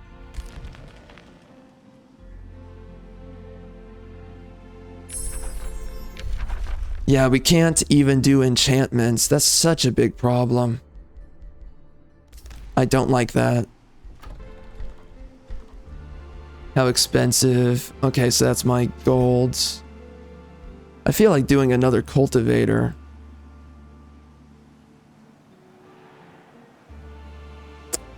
Yeah, it's a good enough unit to do another one. We got to get more mana. That's a big deal. So, I kind of hate the feeling that I'm sacrificing otherwise what I could do as 2 vassals. We're only doing 1, but we will survive. It's not that big of a deal. It just feels like I'm missing out on that min-maxing for the environment.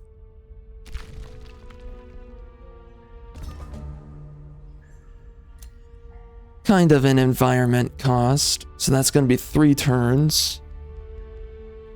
I don't think we need palisade walls for this guy.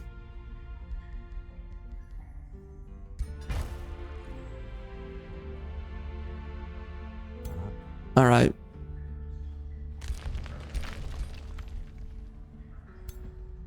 That would be way too difficult. The bone dragons are so good now. Really strong. What's this? Okay. Interesting. Yup.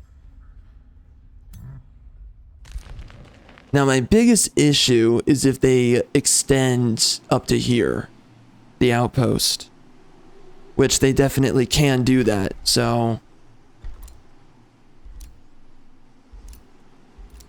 I don't know.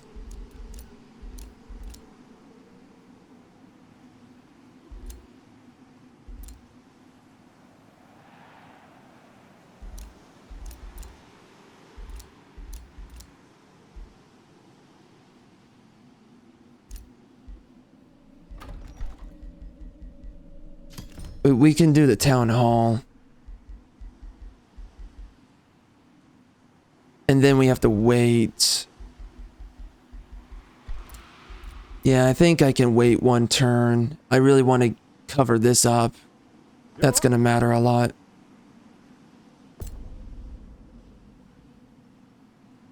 Well, actually, hold on. Ah, shoot.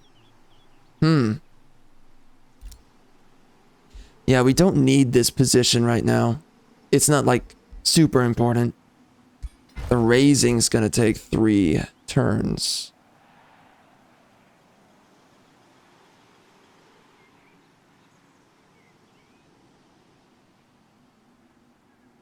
Yeah, I think everything considered. Yeah, that's better. It's just better to do it that way.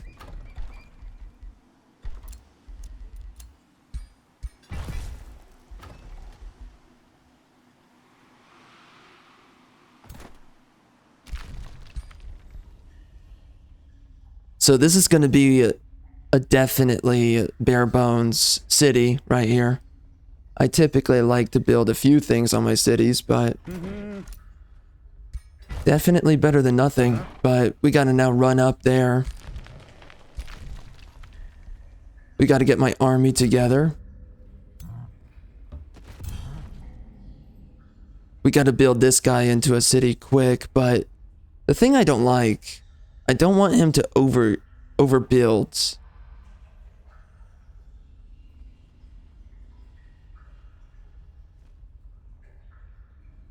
But you can't really do that much about it. We got to finish the quest. That's the most important thing here. We have bigger issues that are about to show up.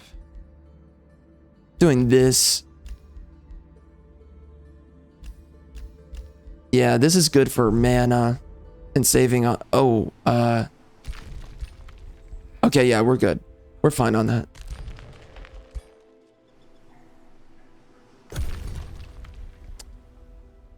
I do want to make some other cities pretty soon here.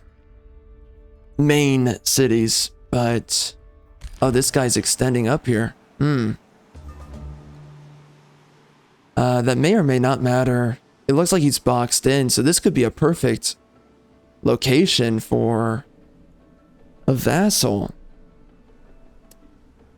We're definitely going to do that.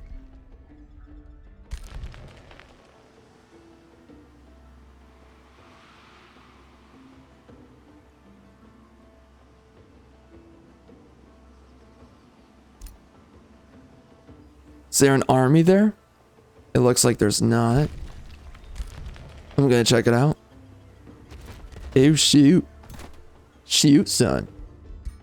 Let's see how this goes. May not work out. For real. Why? Oh, my... Yeah. Yeah. Whatever. It gives me a little bit of trash. Garbage. Absolute trash garbage. Now we gotta build another one. Oh! So we can do a shade maker. Yeah, they're not bad. A guardian. What does he do? He's got a pike? What is that? That must be a new weapon. I don't know. He has first strike. Is that because of the weapon that he's using? Is that a new one-handed type?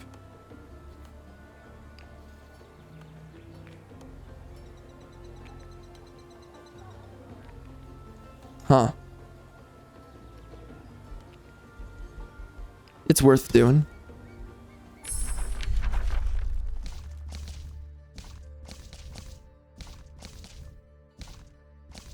I forget what I usually like to do after this. There's a lot of important stuff to grab. Typically going this gives you a little bit of everything that you want. But as I remember stating, I mean, early game, you definitely want to grab yourself damage, as I remember. But getting Earthkin is a really big deal. This right here is really strong. All of this together. Earth. Rock. The very foundation of the world beneath our feet. Embrace it.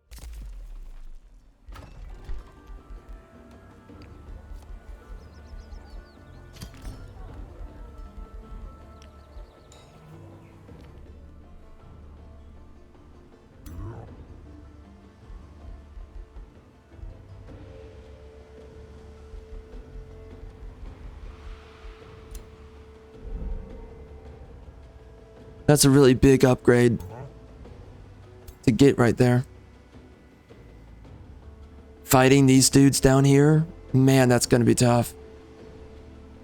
I don't know what it's gonna look like.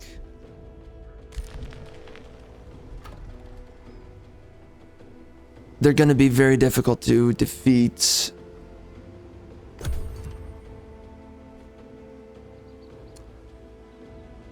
Okay.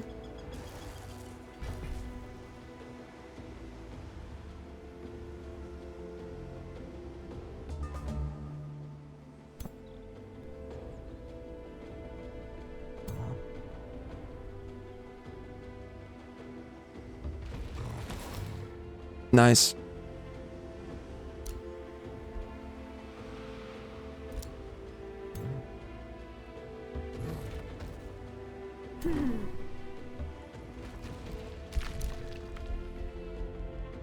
I think I'm gonna definitely build some palisade walls on that one. It's likely going to matter. And then we do a farm right there, and then next turn... Oh yeah, I forgot about that. So now we see a lot more huts and stuff built whenever there's a city that's filling out territory. I forgot about that. It looks really nice. Just seeing all these obelisks and whatnot. That's pretty cool.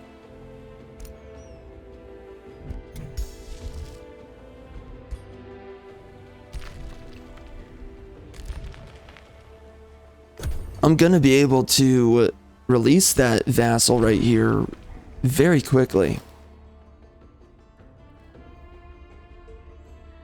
And by turn 15 to do that, or 16.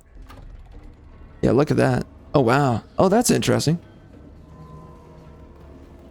It's a little rock mountain.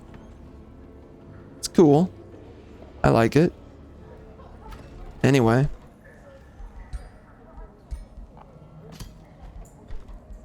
Okay, yeah, so they're gonna just do everything instead of me.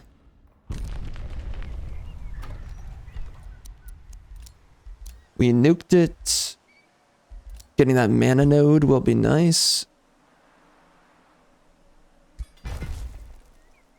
There you go.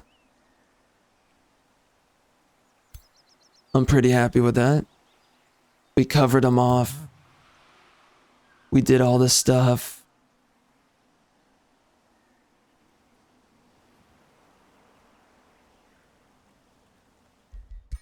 Let's see how dangerous doing this is going to be. Oh, I can't survey? Oh. I see. Yeah, that's a big problem. I don't know where I want my other cities to go. Shoot.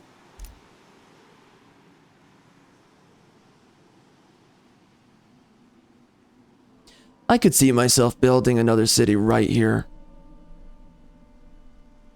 We can get the bonus right in this spot. We can expand this up. Oh, wow. Yeah, we should actually build another city up here because there's so much space. Yeah, so going down here with one extra city.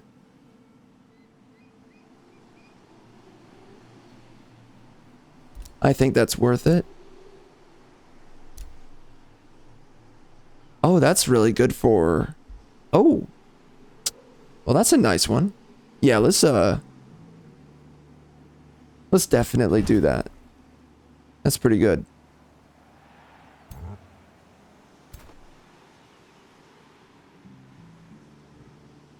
That's good positioning. And it'll also really improve my economy. You got to get as many main cities as possible early game. And also vassals. I would say that in the early game, getting at least like 3 vassals is a pretty good sweet spot. You can get by with 2, but I would say that 3 is ideal.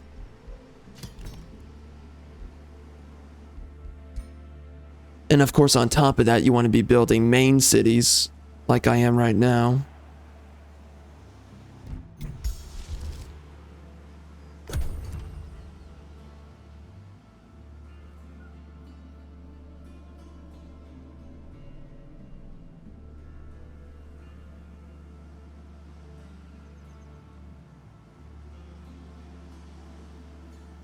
It would be really nice to place a separate vassal right here.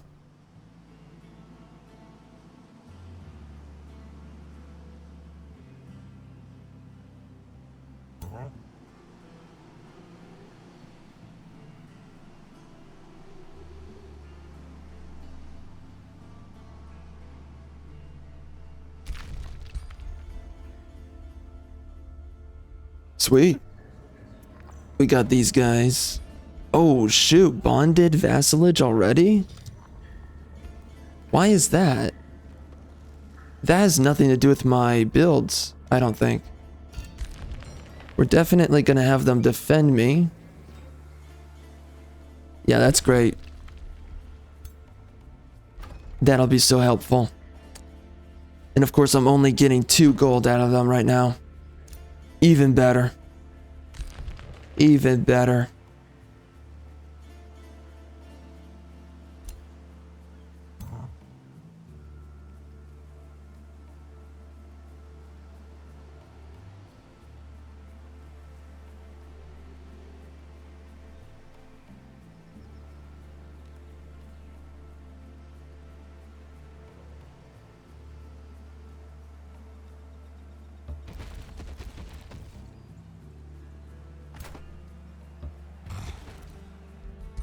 We don't have many turns left to do anything here. I really don't know if we're going to be able to take on this army. I am definitely weak.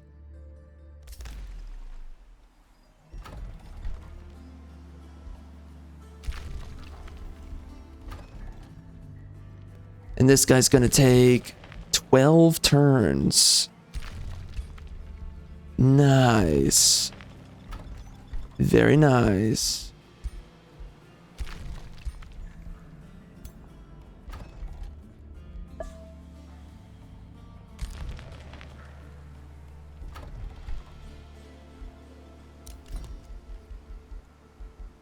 Rushing that and improving stability. Definitely important.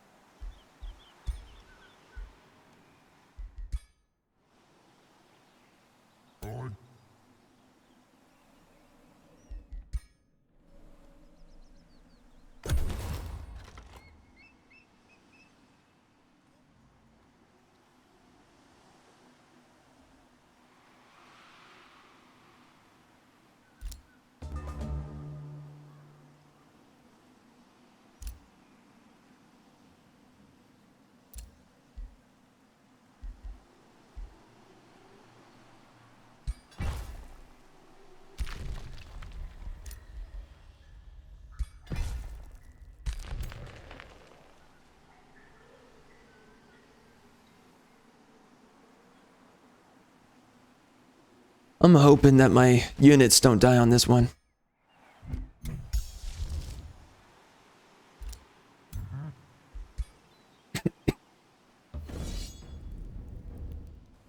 I don't think they're really that strong.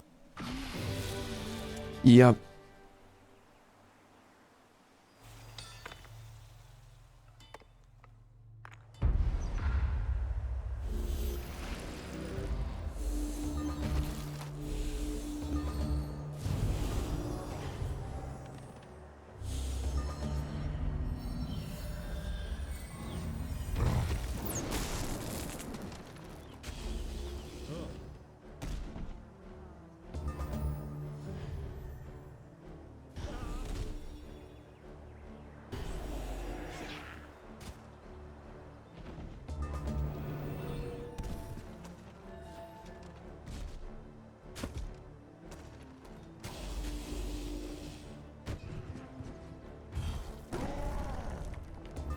Where did we get that summon?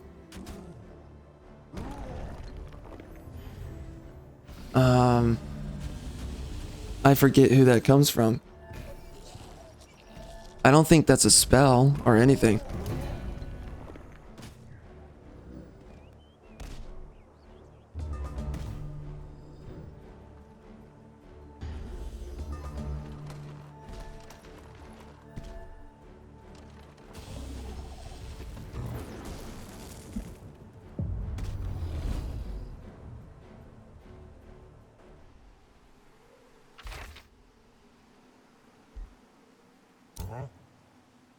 Very nice. Yeah, that's huge. That is nice to put on the giant.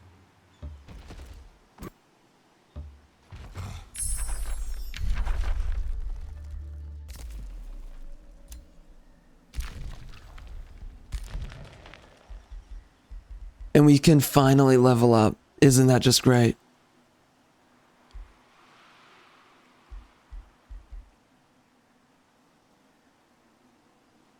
Increases the cooldown. I don't know if you want that. Yeah, so what was I thinking of doing? I think it was Paladin. Wow. We finally leveled up. That's crazy to think about. Definitely should have leveled up earlier than this. I think Paladin for sure. I feel like Cleric is the safe way to go, but I think Paladin is also pretty dependable. It's just going to be a trade-off because...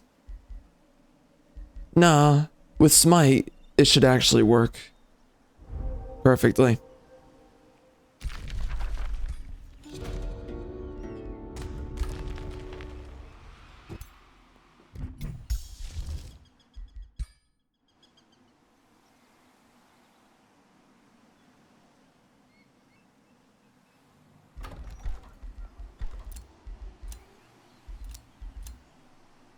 Oh, no way. They're expanding from there. Well, that sucks. I don't know exactly where I want to take anything. I feel like over here I should just take the pastures for the food. I think that's pretty important. Also the mana though, that's a big deal. I think I should do that.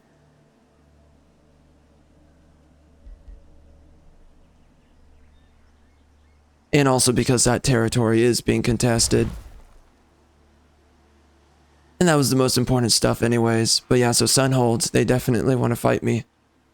But that's good because I want to get everything that surrounds this guy right here. That's mostly what's important. So we have 8 more turns on that.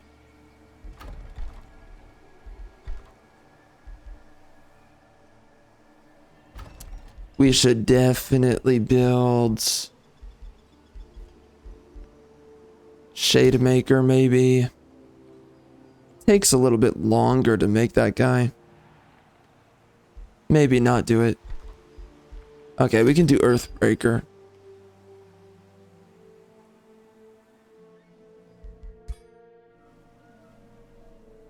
Alright, I think that's good. We definitely need to get that mana. I think I can rush over there. Grab that in time. Yeah, that's 2 turns. And then we can run over here and fight these guys too.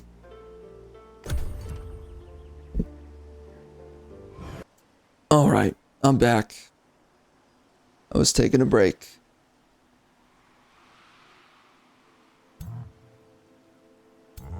Which of course for the video will not be clear.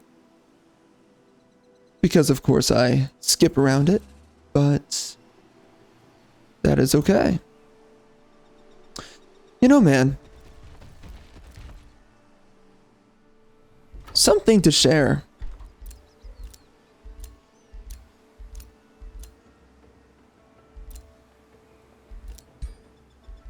Let's do a farm.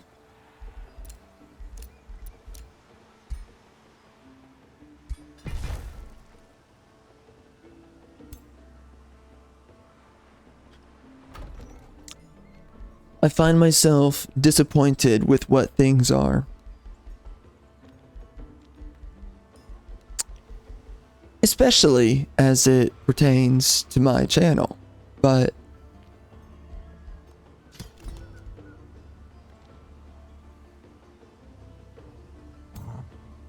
you know, I think recently I've learned just how little integrity other people have.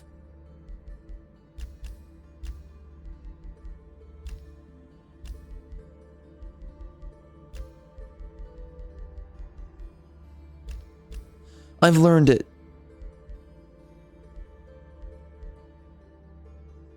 And I think I've learned how little a lot of people seem to actually truly care for anything. I think it's a mind virus. A lot of people, they like to LARP, they like to pretend about a lot of things.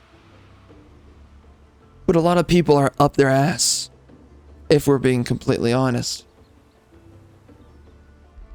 And I've seen plenty of this. A lot of people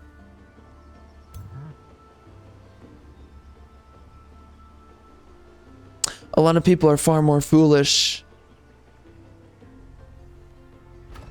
than they would like to believe about themselves. I've seen plenty of this over time to eventually learn what to admit.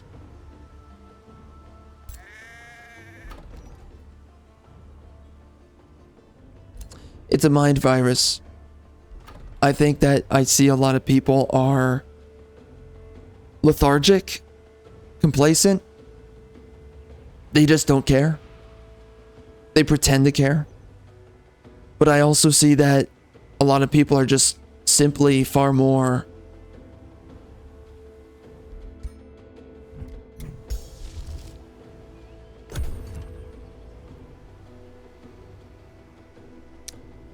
what can I say it is? a lot of people are far more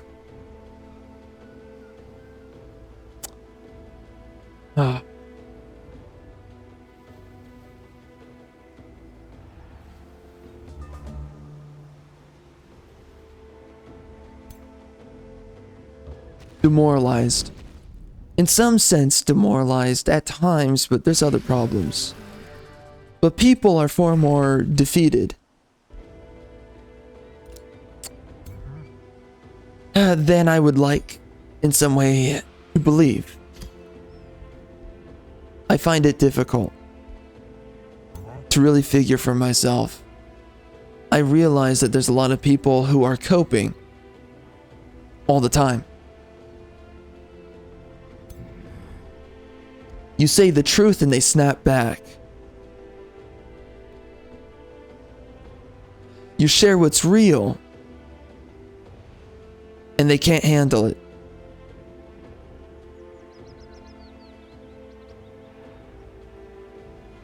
I think I've come to realize and learn, perhaps,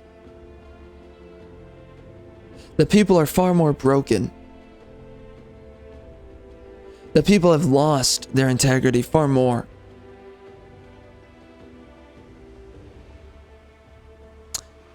Than I can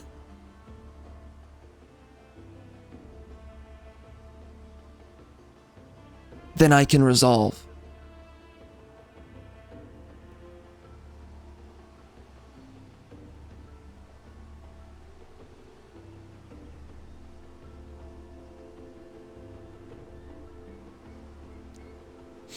I find it all weird. I do. I think in the end, what I see with so many people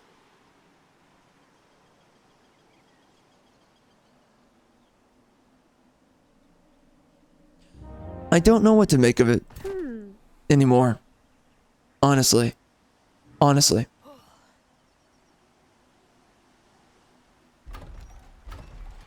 I think it's one of those things where I need to make up my own mind. Give it time. Absorb more data on it.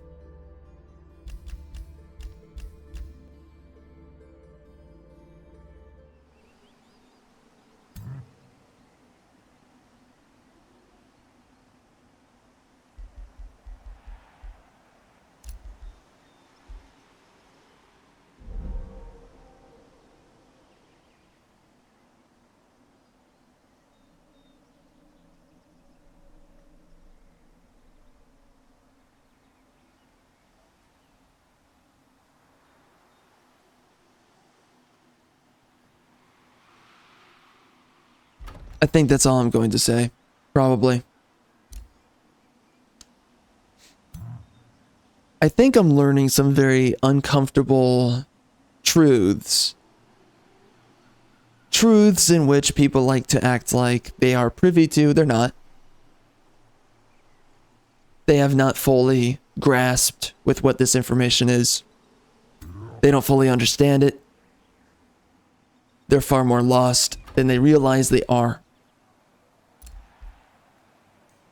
Here's a part of what I am saying here and what I'm sharing.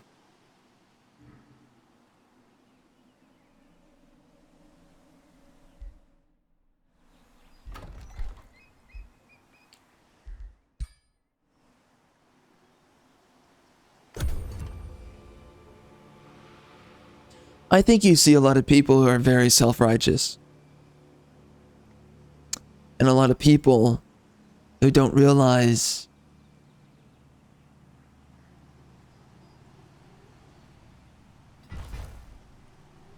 how disloyal they are. At times. At times, disloyalty is a problem. However,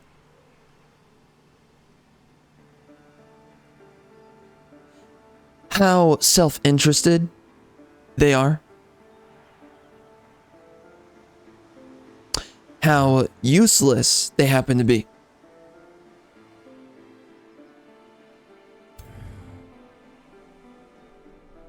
this a Titan?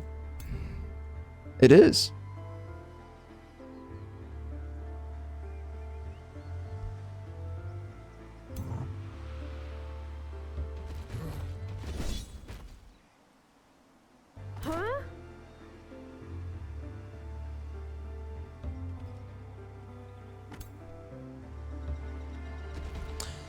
There are certain things that I believe sadden me. I believe I've come to find a certain number of people who have very low integrity. On top of low integrity, I think I've come to the understanding, to the realization that they are the sort of people you can't expect anything from. You can't lean on them. You can't really trust them.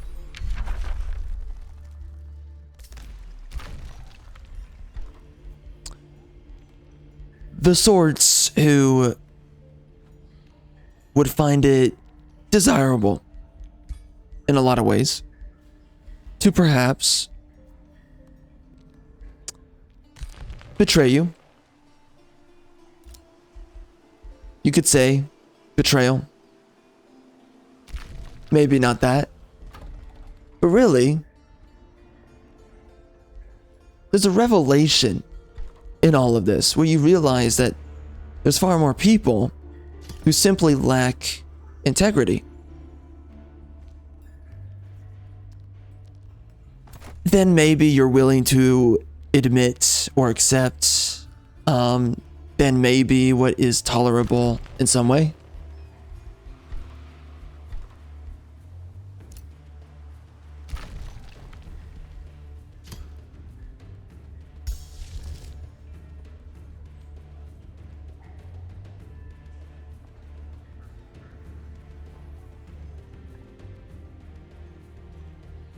I don't like saying this exactly. I don't like really sharing this.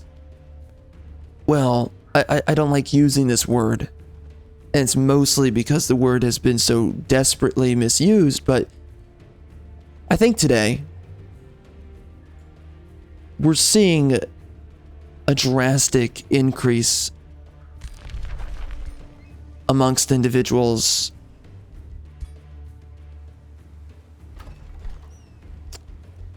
of a sort of flippance about them, a disregard, neglect. I think people are becoming very neglectful of each other. Now, you could say it's selfish. I don't like using the word selfish. I think typically people are far too self-interested for selfishness to truly be a real criticism. However,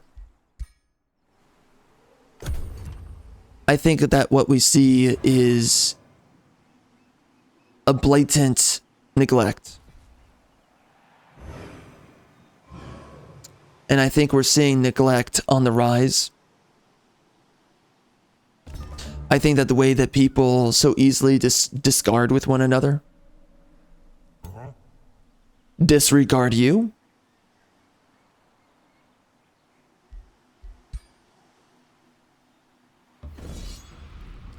you see, it's difficult what I'm saying here because I think there's a lot of people who deserve what they get. A lot of people, let's say, who don't really try at the things that they do, right? You could maybe say that they're lazy, or maybe they're just not trying. You could criticize them. You could criticize them, not criticism. You could criticize them. However,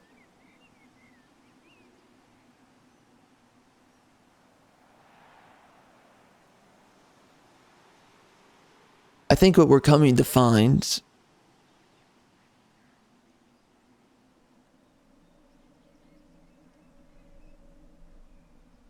by the way, I don't know what to do about this combat. I don't know why it didn't work out. We can watch it.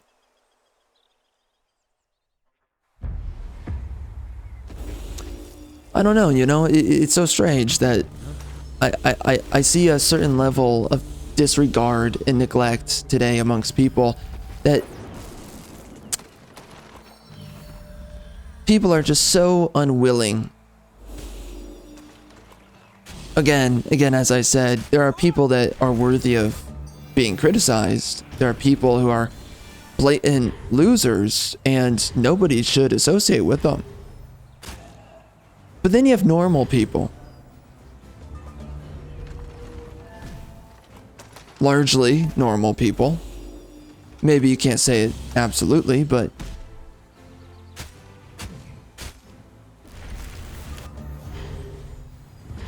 I think there's a cruelty that we're now seeing with a lot of people today. That's what I specifically see. And that's what I have such a difficult time grappling with, is that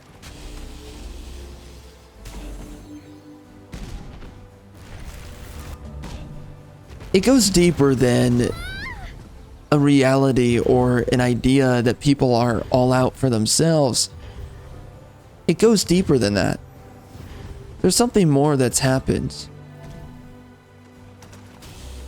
There's a heartlessness that's in everything. And I don't know what I think about it. I can't really resolve it in my mind. I can't. Yeah, by the way, I think I need to come back to this battle. I'm just gonna do this right here. We're good. We're good on that. You know, man, I think I find myself disappointed in a number of ways.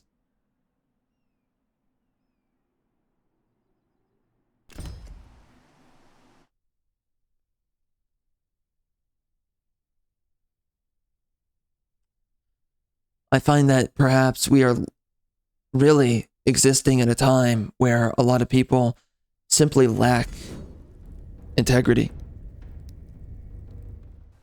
I find it strange in some ways to admit that, perhaps to accept it. There's just something about it all. Huh?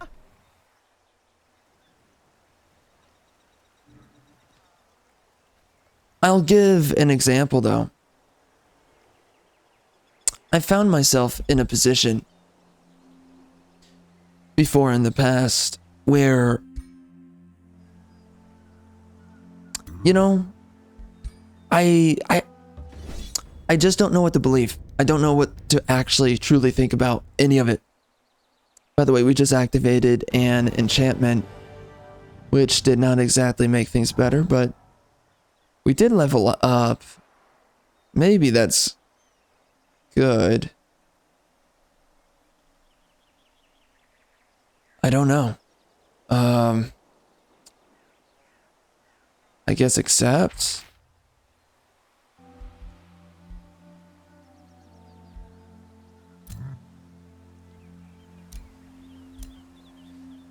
It's weird for me because there was a point in time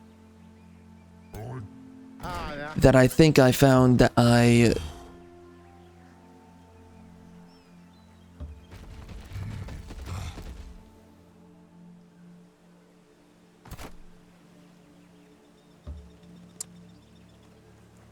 part of me wonders if it matters at times.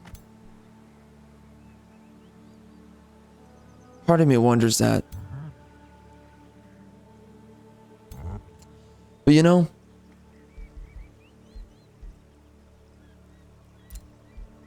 at one point, I found myself in a position where I cared. And specifically that I cared about others. And I've seen in such a way to be betrayed.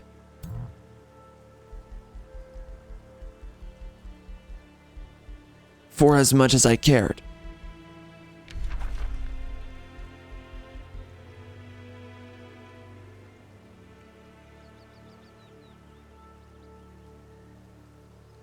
Interesting. Okay.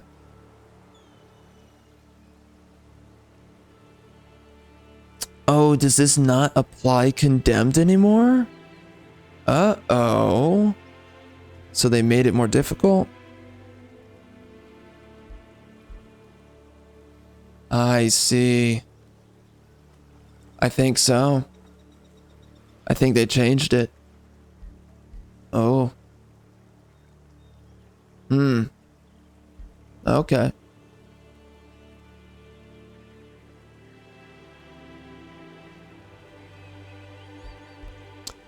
You know, it's something that maybe I'm still trying to leave in room in my mind. Maybe it doesn't matter. Trying to think about it like that. And right now, I just don't know.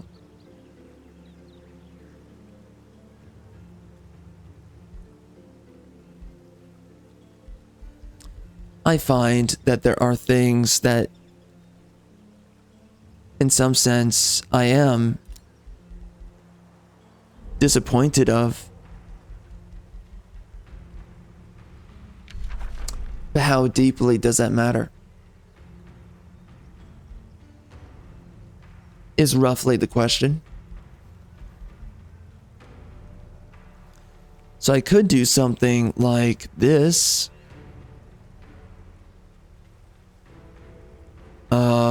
Frost strikes. That's a pretty good one right there. More flanking damage on my units. Astral.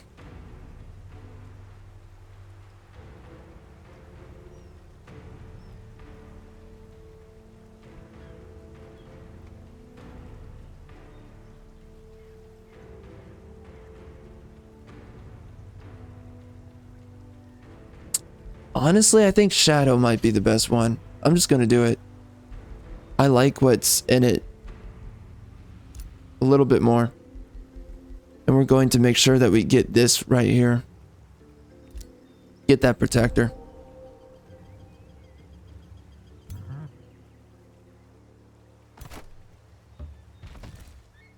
So here's another way of saying everything that I'm saying right now. I realize with people that there is a certain mindset that is far more brazen than I have ever liked to admit in the past. And that is, every man is out for himself. And the screw you mentality amongst a lot of people is far more pernicious than I've ever previously thought before. I find that disappointing. At times I find it sad for what it is.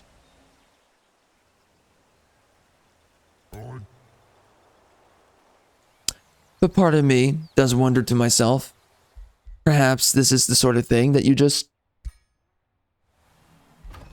you move past from. You know?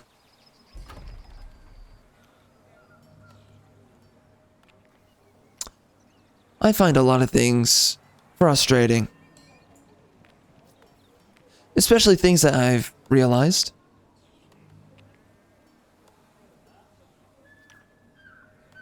And factors around that. But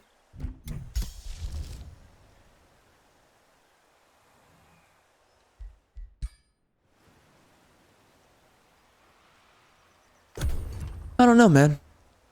I don't know.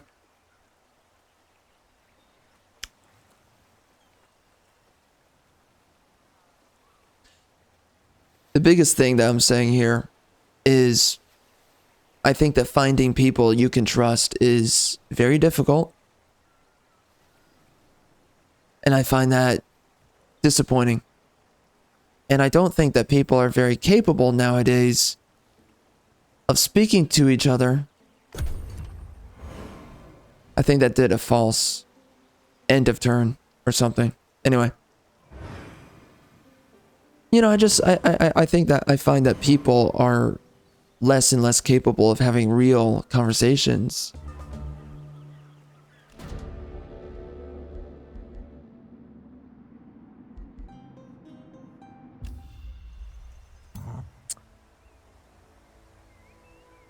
And so that comes with things that, you know, in some part I am resolving for myself in my own mind as of this moment. You know, I think I am disappointed. I think I expected better.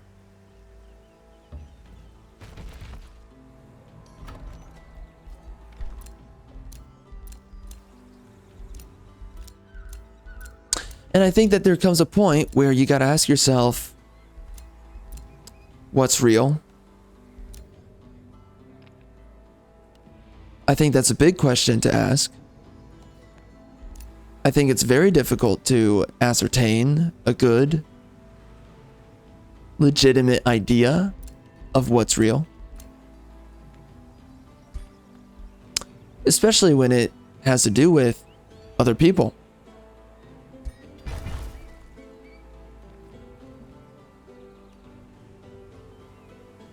And what things have to do with regards and all that.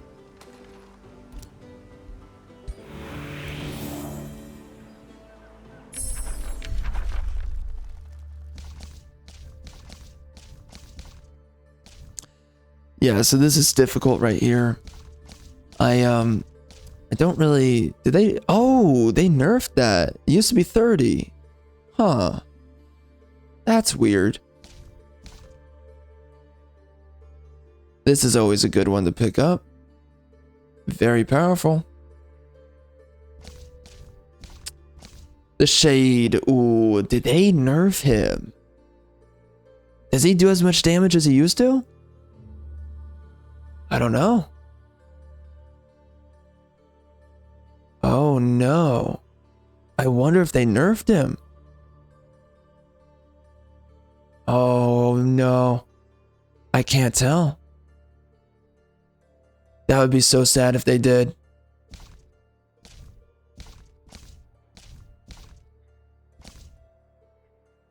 Yeah, this right here, this is a really good one. It's really tough. There's a lot of good ones in here to pick up. This allows me to develop a little bit better. We do get the Paladin, which is a good unit. And maybe I should be using it, but I do want to get the Shade pretty bad. This gives me more knowledge.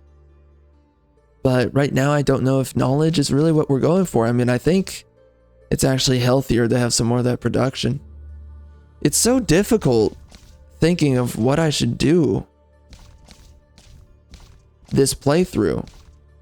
There's so many options now, it's overwhelming. This is a really good one to get. Oh, what's this?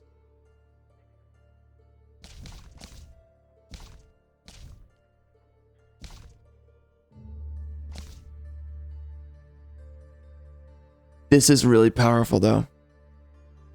Genuinely powerful. Yeah.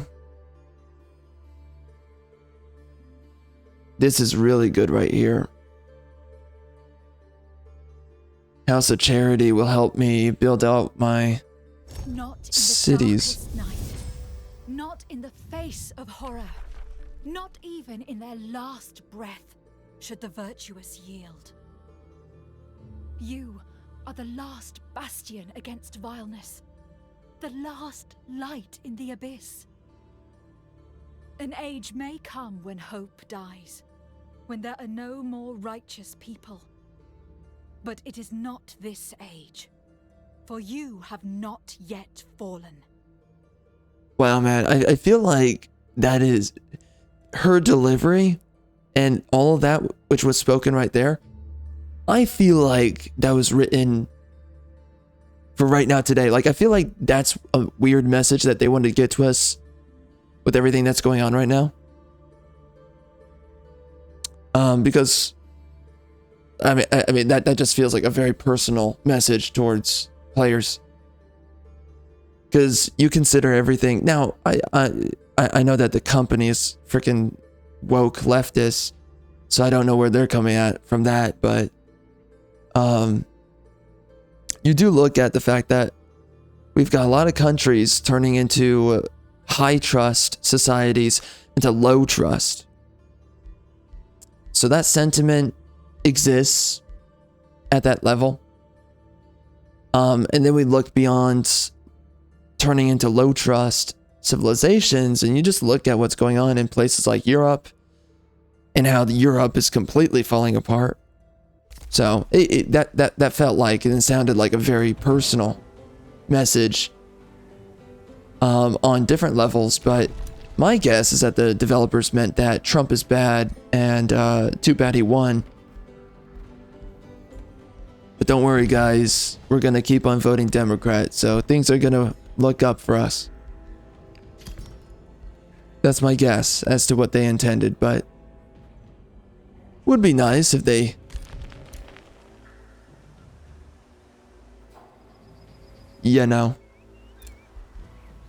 I don't know, that they had some common sense, but I'm not really holding out for that.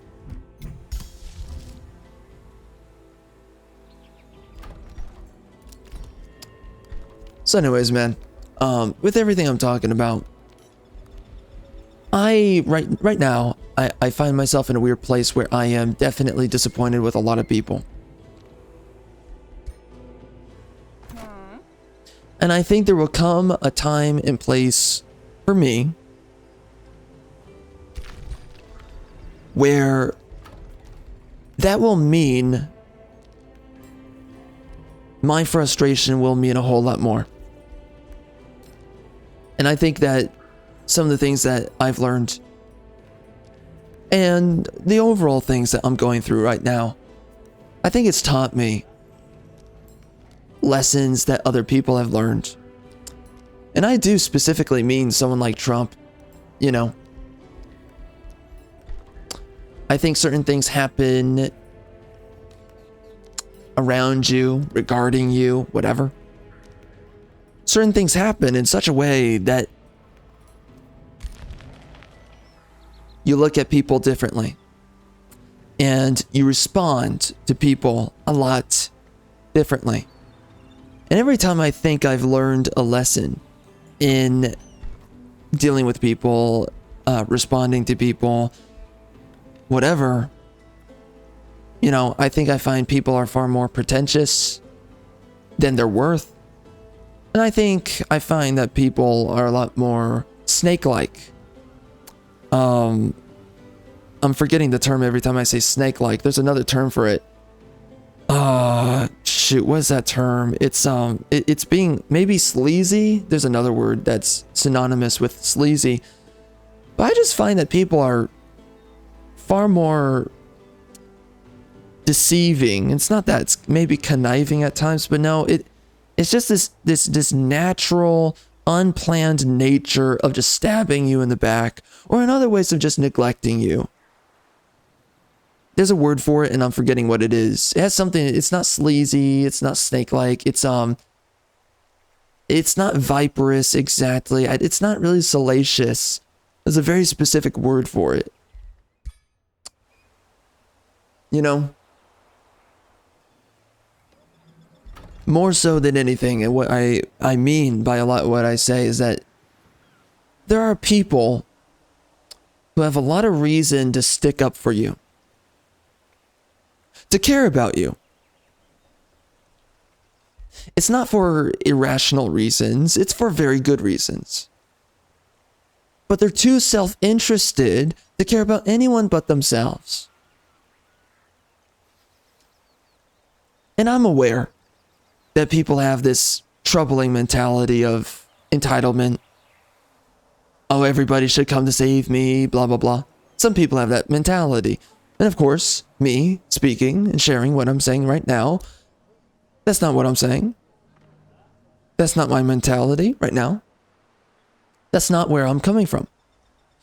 Specifically, where I am coming from is when you expect others to do good, rightfully so, logically so,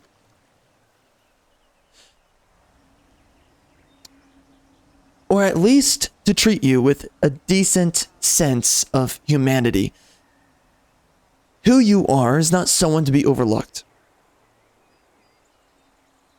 And then they overlook you, or they betray you.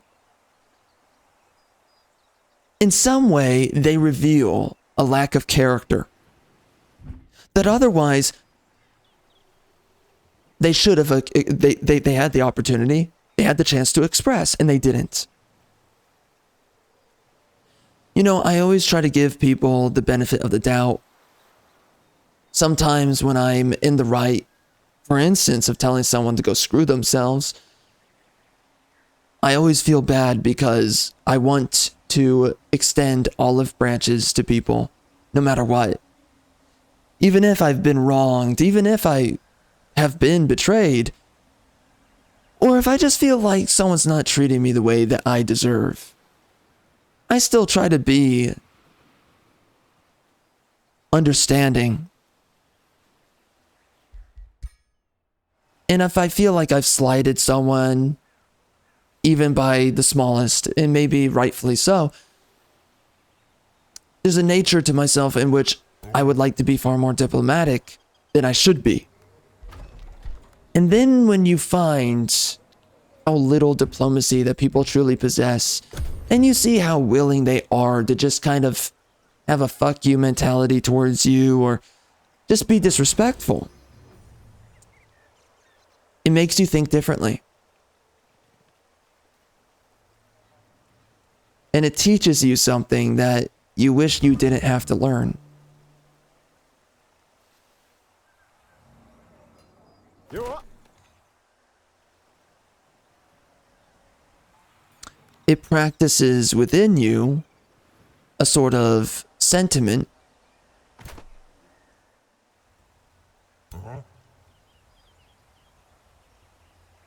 that is no good. I have this frustration.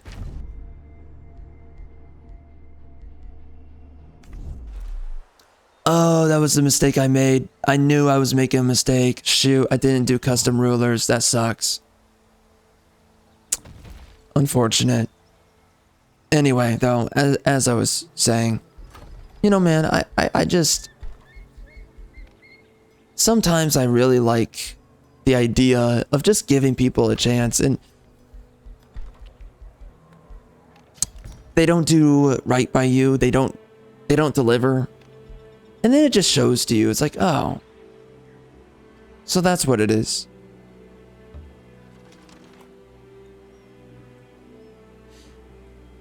It's interesting yet difficult, because it's like sometimes you want to have this mentality where people don't owe you anything.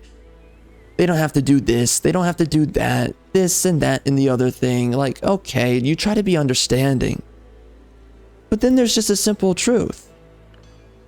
And like, this is the issues that nowadays people cope in so many ways around the blatant truth, right? And it's like, oh, well, you know, the secret formula to the universe is that we don't always all get what we want. And like, people have all kinds of weird phrases. I'm not doing it justice, just how stupid people are and how they cope in 19 different ways, right? If something bad happens to you, for instance, it's like, well, it made me stronger. Are you stronger? Because by every metric seen right now today, you're coping because you are weaker today, and something which was bad that happened to you, you're not better off. Actually, you're worse off. And right now, you're lying to yourself and you're lying to others that you're perfectly fine and you're perfectly okay. You're not okay. And in fact, you should be seething and you should be upset, and you're not. Because you're coping with it, telling yourself that something that shouldn't have happened, happened. But you don't have an answer for yourself regarding it. So then you just come up with a faulty excuse. And you think you're intelligent and you think you're Marcus Aurelius for coming up with an excuse for yourself as to why things are the way they are for you right now. Or why someone slighted you, or why someone didn't stick up for you when they should have, or why things happened in a disappointing manner And there was every reason it shouldn't have. You're coping with it, and you're not willing to answer yourself. You're not willing to answer yourself the true answer to your question, to your frustration, which is, oh, I got fucked over, and that's that. And that taught you something, and it's that you can't trust people like you thought you could. You can't hold out for anyone to care like you hoped at one point maybe you should. You realize that people don't have the character that perhaps they ought to have, that you expected them to possess. It just simply isn't there. You learn and you realize a lot of things on the spot, and it teaches you something. It teaches you a bad lesson, and you can't escape it. It's a bad lesson. Oh, I've come to learn that you've got to have your guard up in a lot of ways, that it's really unfortunate that you have to have your guard up. It's really sad that that is a necessity. It's sad. That's what you learn. You learn that your trust has been betrayed in such a way that the way in which you respond to people, react to people, treat people, has to change.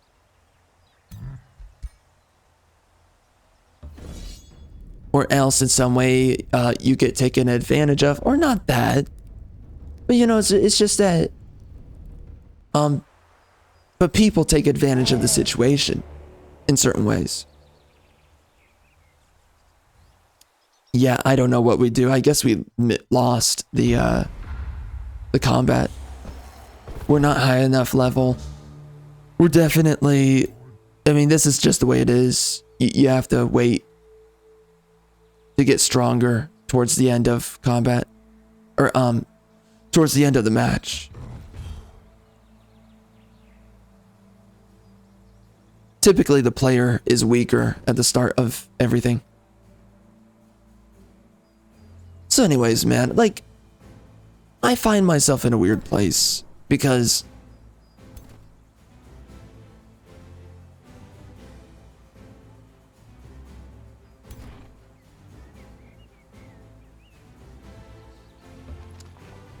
I think I've come to learn on a level deeper than I've ever learned before, just how much a lot of people are really out for themselves.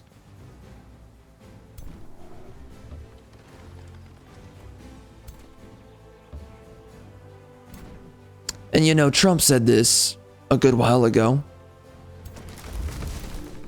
but so long ago when he said this, I think it was very true.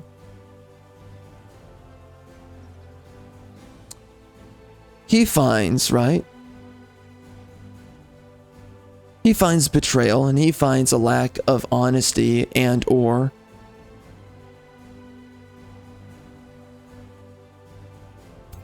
integrity amongst or within people to be a great act of horror.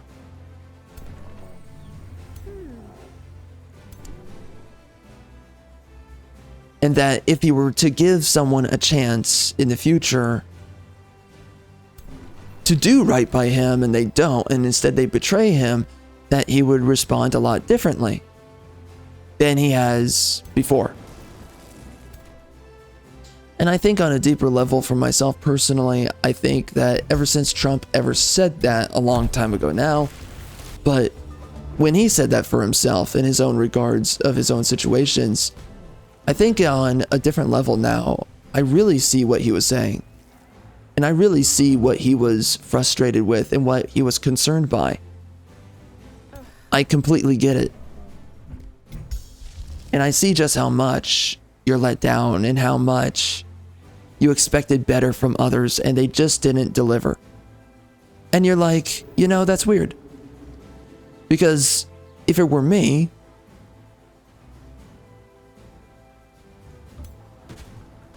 I really do know that I would have been there for that person, or I would have cared, or you have cared in the past, and despite caring, you were shown a great disservice. And it's like, well, that's weird.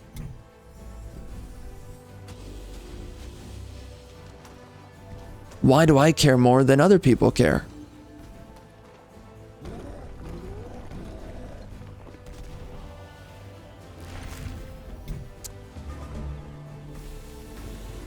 And why do others wish to betray where I wish to do right by them, and maybe I barely even know the person, you know? But you choose to give people a chance. You choose to believe in them. You choose to have a different response, and instead you are disappointed on that very factor.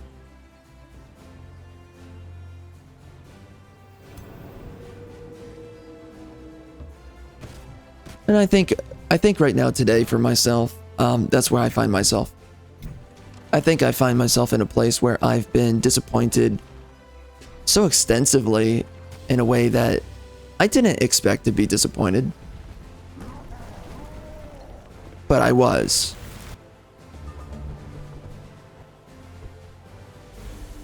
And I find it deeply unfortunate that it is that way.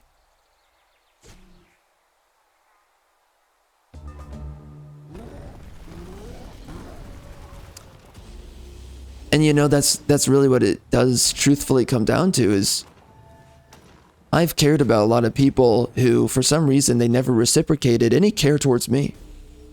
That's really the truth. And I think I find that that is what is so disappointing out of anything, is caring for others where they refuse to show you that same respect, or that sort of same earnest consideration. I've seen it happen so many times now that it's just so deeply disappointing. You know, I've had so much faith in other people so many times in the past. And then I was so blatantly disappointed. And I sat there seeing that happen, and I was like, why is it that when someone gives you a chance, you let them down?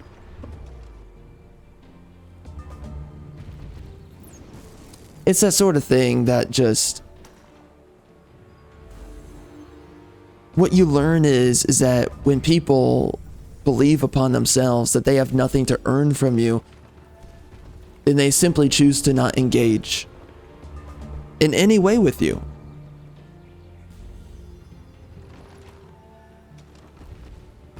You know, I've chosen to care about people when there was no reason to care. And I think I understand Trump from where he was coming from when he said it all that time ago, and I reflect on those thoughts and those words that he's had for himself in regards to other people, and I think on that.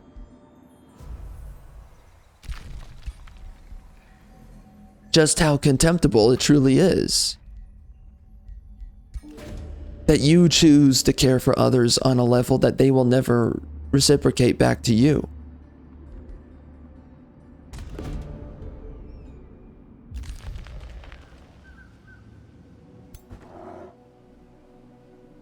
That you choose to vest a certain level of concern, honesty, go down the list. You choose to have a certain level of integrity with others that they run completely antithetical towards. In some weird way, I don't know if I can find anything more disappointing than exactly that. It's like, wow, like, I gave you my time when nobody else did. I cared about you or for you or whatever when nobody else did. I've seen this happen many times. And it's not just once. But I've seen it, of course, recently. It's happened for me.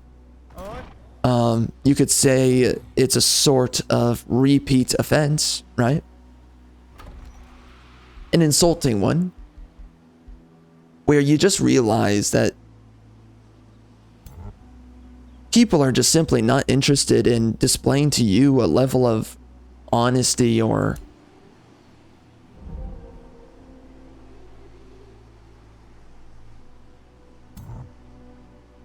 earnest intent as they probably should.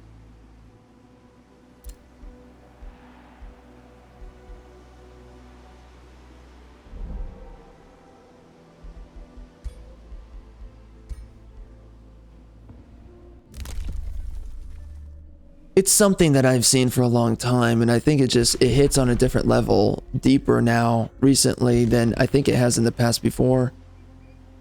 To sit there, to treat people, to look at people in such a way where you had the choice to discard them. You had the choice to do away with, who cares, you know? Oh, that's a you problem. Good luck, bro. You chose to care. You chose to listen. You chose to maybe be involved. You chose.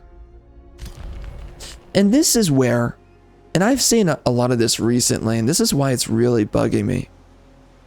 More than before.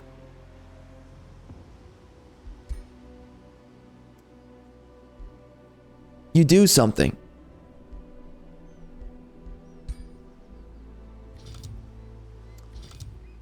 Oh, who's this? This is a new vassal. I guess they should defend a new. Oh.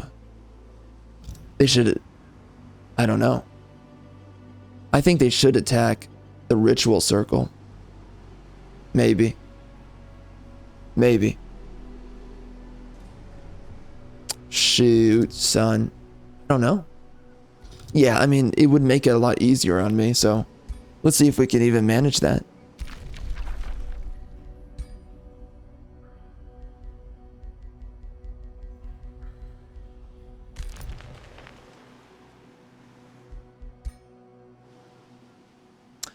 You know, it really hurts on a different level when you really believed in the goodwill of others, and instead they effectively chose to betray you, or just simply disappoint you and think nothing of it. Again, that blatant disregard and neglect. It's one of those things that happen that makes you realize and learn, okay, not again. Okay, I'm not going to trust others in the way that I've been so flippantly trusting in the past before. And again, it's this, a lot of people have copes for this now. I keep on hearing this, and it's very strange to me every time I hear it. And it's that, oh, what'd you expect, bro? Oh, your goodwill was defeated. What'd you expect? What's the big deal? Whatever. Oh, it's just life. That lazy excuse of things. And it's like, do you really want to live in a low trust society where you extend an olive branch of good faith, goodwill to somebody else? You don't expect the lesser of outcomes. And then they just choose to disappoint you. Do you want to live in a world like that? Are you prepared for the consequences of defeating others' trust? Are you prepared for that? For defeating goodwill? You can't pay attention to goodwill everywhere it shows, but when you absolutely have a chance and opportunity and you blatantly choose to disrespect that and to not do right, what do you expect with the loss of that trust?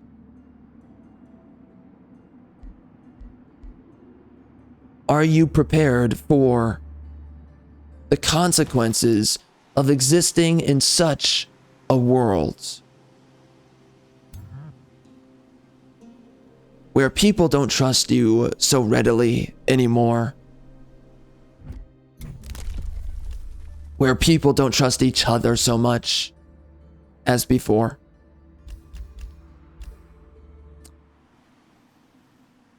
Are you prepared for that, or do you just make stupid decisions for no good reason?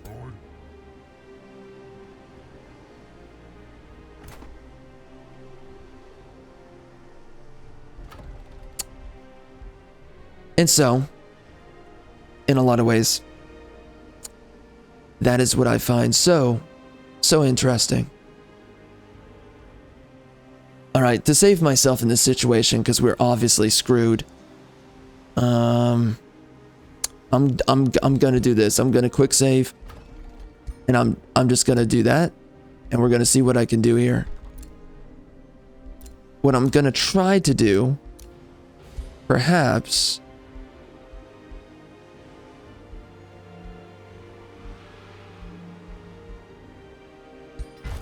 does that connect a road that I can use? Ooh, barely. Ooh, that's rough. Shoot, that's not good. We can get these guys over there, but I might lose my other hero. Yeah, that's looking rough. I can run over here and maybe survive. Likely survive. I need way more units. We're definitely struggling. We're falling behind, and there's not much you can do about that. You just gotta hold out. It's early game. It works like this. This is why you need to have supporting vassals. That's why I say you probably need 3 of them. You get to this point, it's pretty difficult to deal with, but anyway. You know, I've seen my trust of others defeated so many times. My blind faith. And then, of course, people, they always find a way to cope with it and be like, oh, whatever, that's just the way things are, bro. And it's like, no. What you taught me was, I can't trust people like I wish I could. What you taught me was, I should have my guard up far more often and readily than is necessary. What you taught me was something so disappointing. I cannot even begin to explain to you how woeful it is. Of what you taught me you are, and so many others, what they are. You know, every day, you have so many people, they're so willing to treat, or no, every day you have people who are so willing to teach others bad lessons.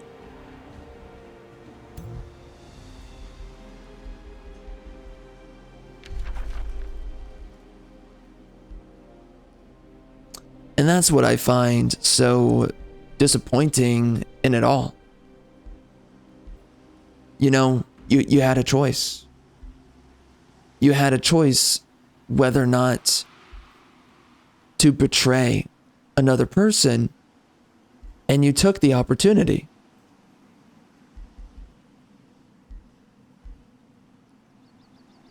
You know, I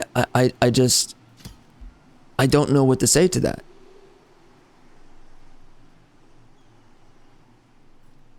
And more than anything, that's what I find so disturbing, so So sad.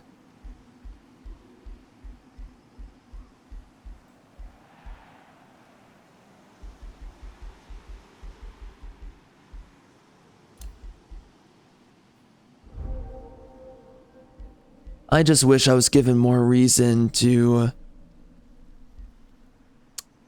you could say, be delighted rather than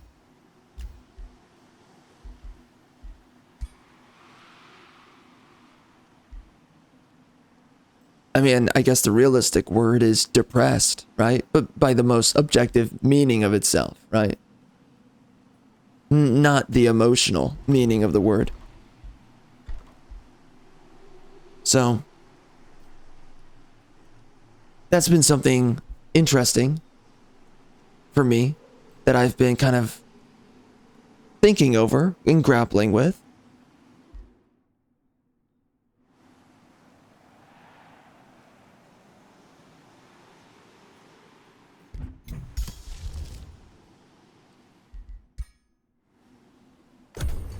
I think I find it to be something that I wish it were not, and it just simply is, you know?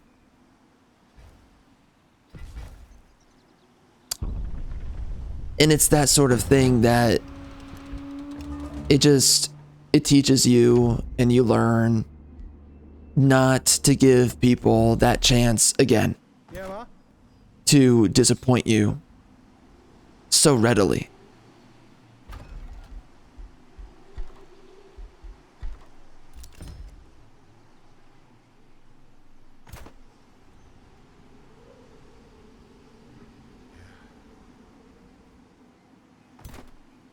It's definitely interesting.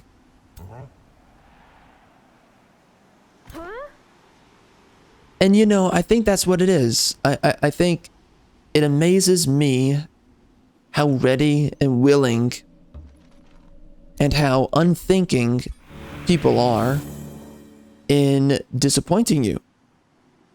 I think that's what I really find in all of it. It's like, wow, you are so flippant and just disappointing people and betraying good faith. I could not think like that. And so for me, it's even more fascinating.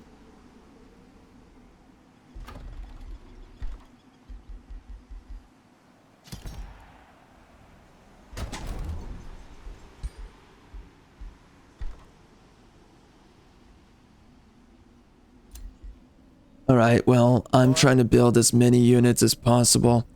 This is going to be a very difficult fight. They're stronger than me. They have way better units than I have.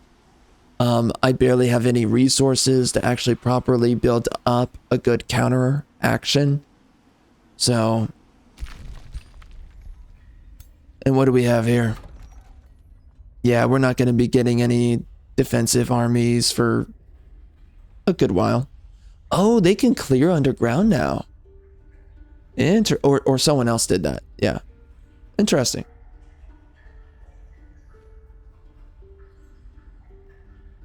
I did want to build right there. Another outpost. I hope I can get around to it.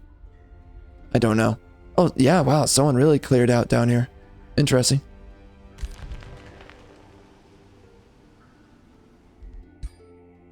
So, I find myself disappointed, upset, you know.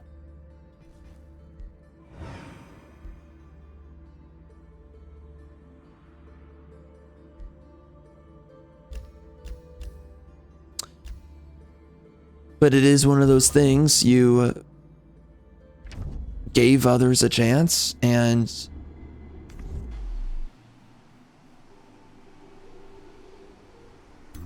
they found preference in, largely speaking, disrespecting you. And so, that is something that you just accept.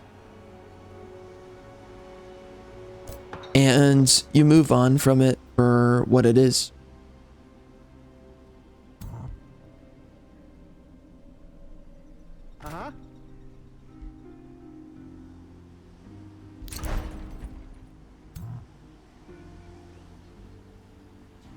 wishing that it could have been otherwise.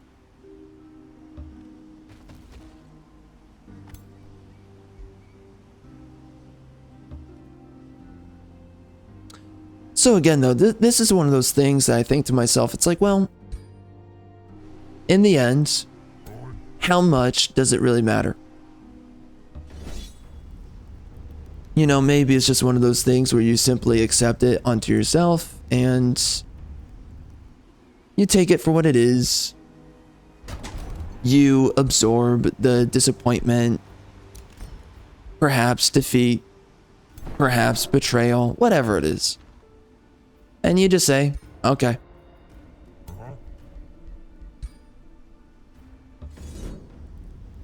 It is interesting though. I mean, I think it's taught me more and more just how necessary a sort of screw you mentality towards a lot of people, how necessary it is.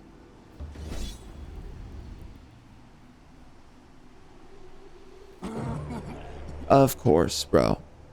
Of course. How'd it go?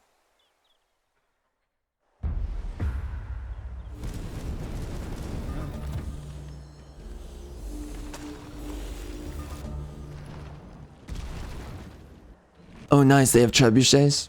That's great. Or onagers. Onager. We don't have anything defensive here. That's problematic. Would definitely help out a lot if I had something more defensive. Wow, they nuked me that hard, huh? Okay. Cool. Very cool.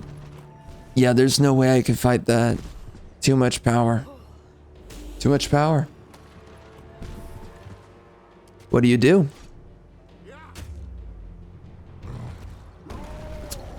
Yikes. Oh, yikes, man. Oh, that's not good. This is really difficult. And I just don't have the resources to fight this. Man, oh man. I don't have the resources. I don't have the levels.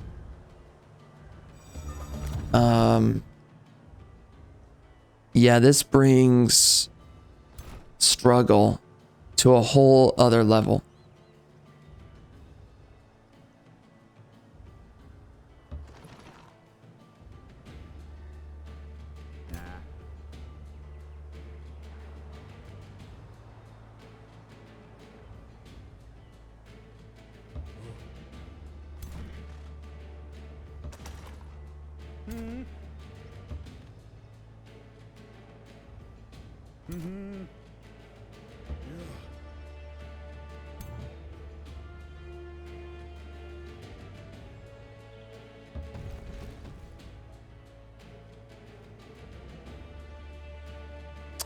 Dang it.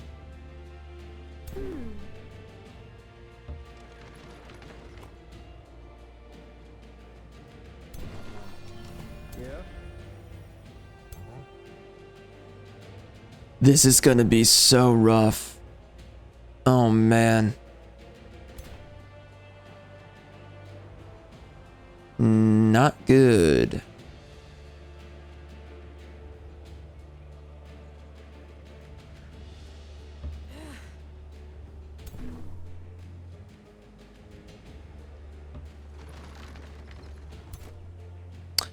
Anyways, I think that I find it even more disappointing that you have people who just simply don't care. That they make decisions that makes you trust them a lot less. I find that really sad.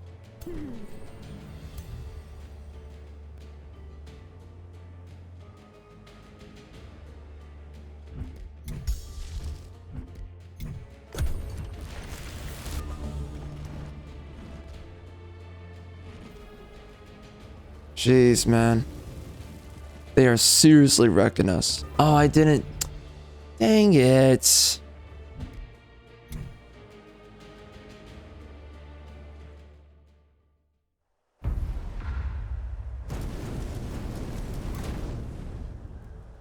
Ah, ja.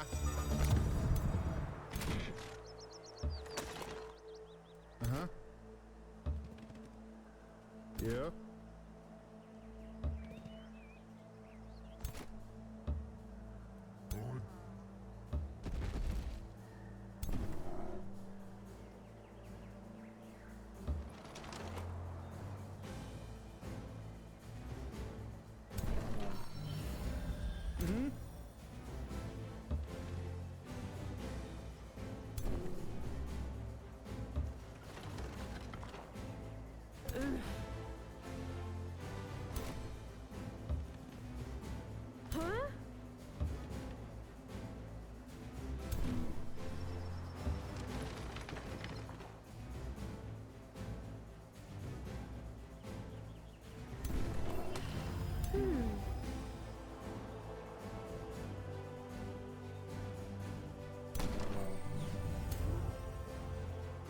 Away?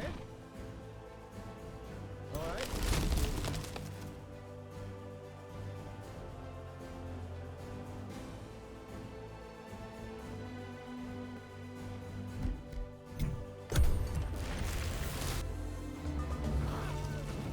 Oof. Whoa. That damage is so high.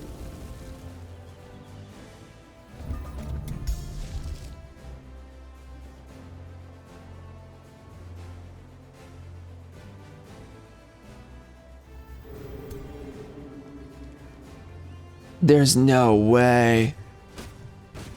There's no way for me to do enough damage. It's absolutely impossible. Dude, I can't tickle them to death. That's not going to work. So why is the game too difficult right now? Like, what is it I can do? No, yeah, there's nothing. No, there's absolutely nothing I can do there. We totally lost. I mean, geez, is the playthrough done that quick? There's no way. Oh yeah, we're getting wrecked. Yeah, no, that's not working. Yeah, we are tickling them to death. That is just not going to work.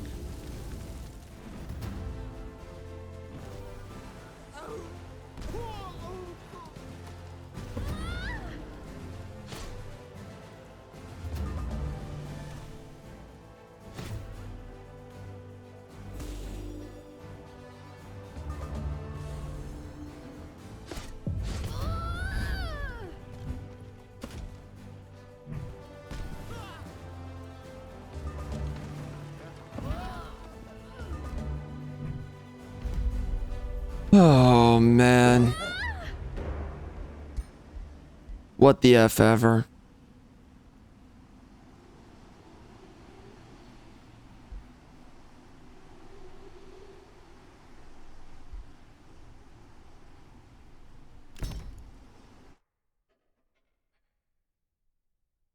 What a frickin' mess.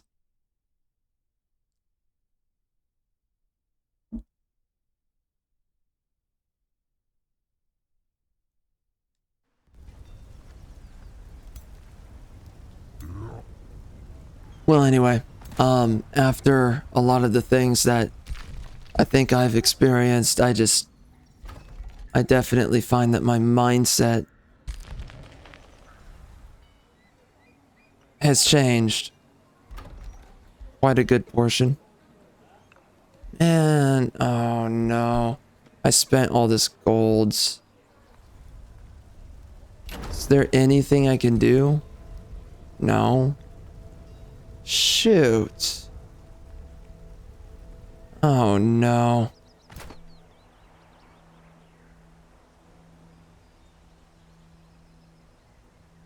Where's he going?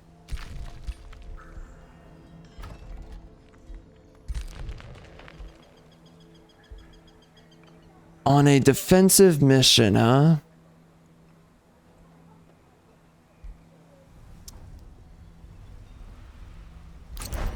I spent so much of my gold already. I don't know what to do.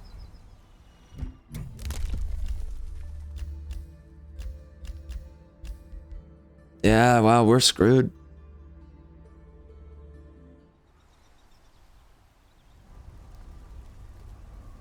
Making peace at this point is the only thing I can do.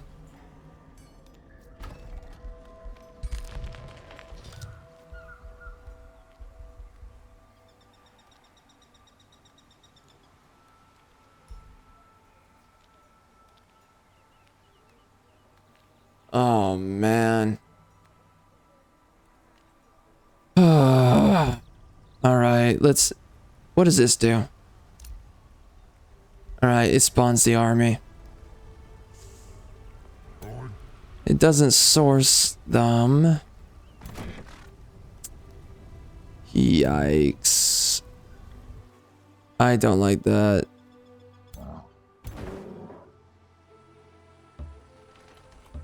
Yeah, this is too difficult. What am I supposed to do?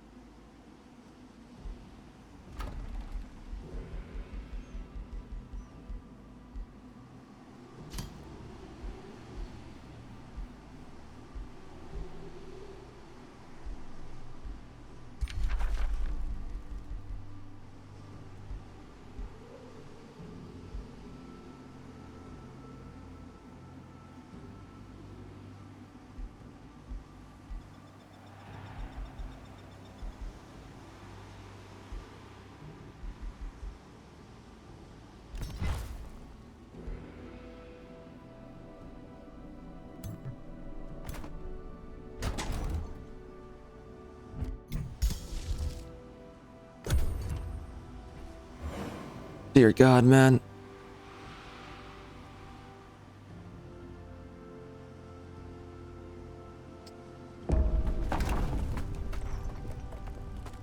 No. No, okay. Let's see how that goes. Jeez. Yeah, that's exactly what oh my gosh, bro. A golden golem, like... This is early game. Bro, this is turn 32. I'm fighting golden golems. Here? Oh, man. What are you supposed to do? How do you fight a golden golem? This early in the game.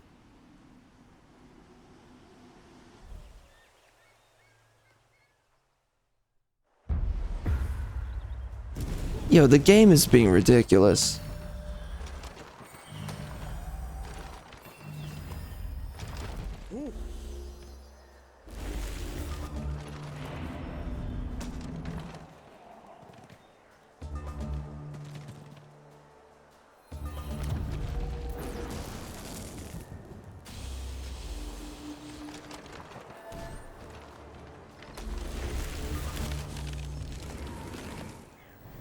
Oh wow, freezing them. That's a really good move. That helped out a lot for sure. Wow, a boulder just... Dude, the damage they do. Oh my goodness. I wonder how they changed all these numbers around. Like, what did it? You know? Or honestly, like, more specifically, what did they do to the numbers when they changed around the difficulty settings? I don't know how it's calculated. I feel like the game is more difficult. I feel like that's what they were trying to go for, and I guess they succeeded.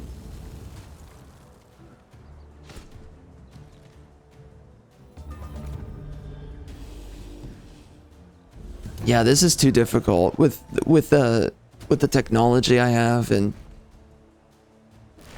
the economy I have. It's just not sensible.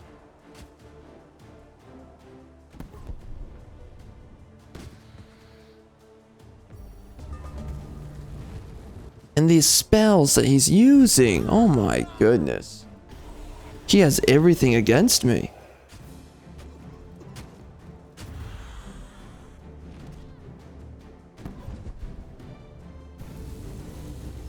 So it's stuff like gilding, freezing, insanity. That's all that's saving me. Nothing else can save me here. Wow. Crazy. Wow. Yeah, we cannot survive another combat. Not like this. Yeah, 2 damage, 3... Dude. There's just no way.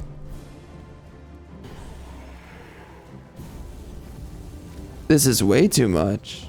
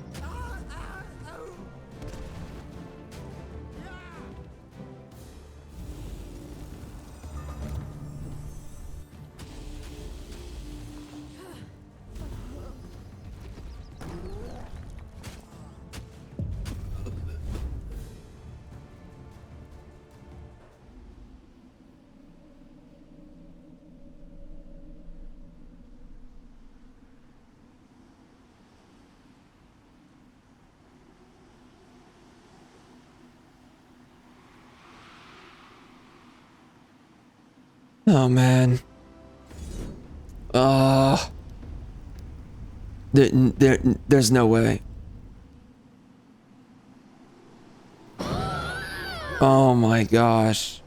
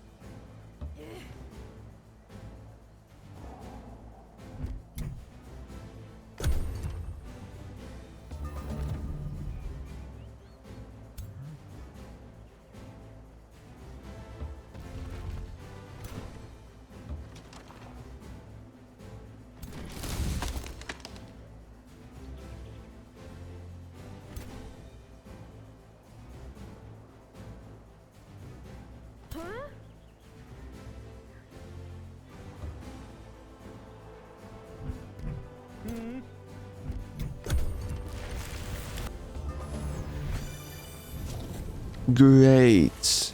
Great. Oh, very nice. So nice.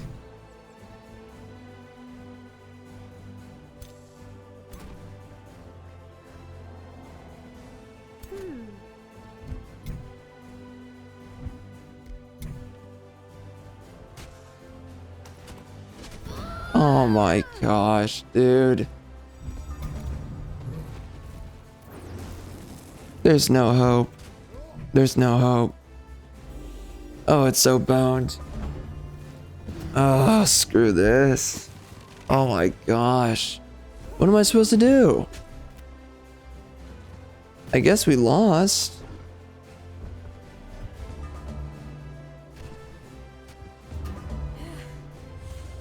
Yeah.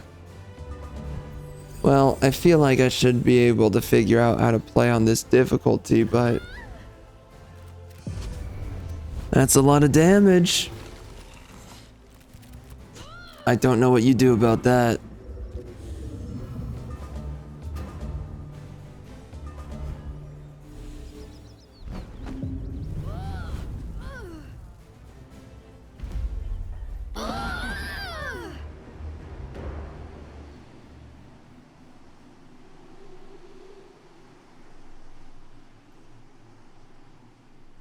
Yeah. Yeah. Yeah. Okay. I'm thinking about it. What do I do?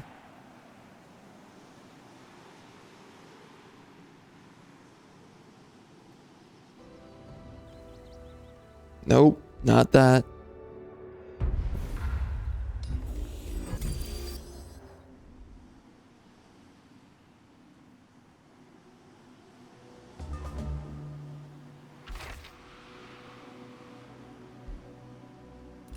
I don't know, man. That is so disappointing. I guess we didn't go that far, but I was expecting way better, so.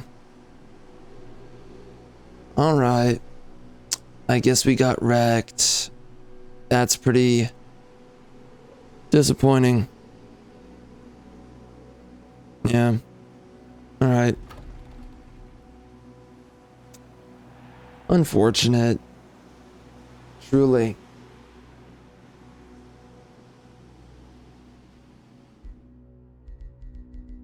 I'm surrendering on that one. Whatever. Ugh. I mean, was that actually too difficult? Can I actually not figure that out?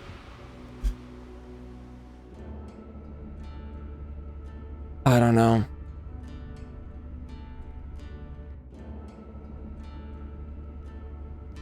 I mean, what would I do differently next time? I have no idea. There's nothing I can think of doing differently.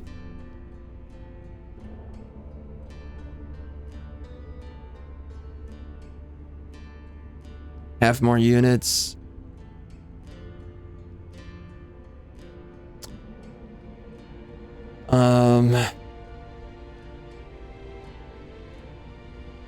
Have more defensive armies.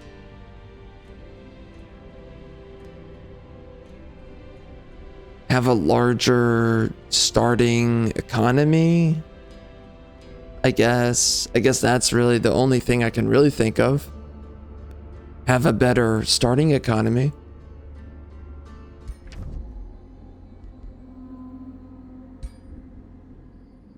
No idea.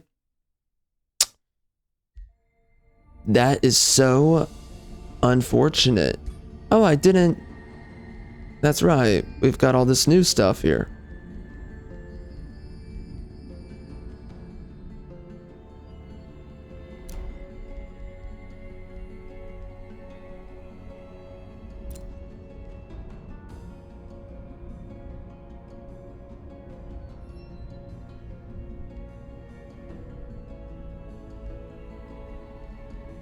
What is this?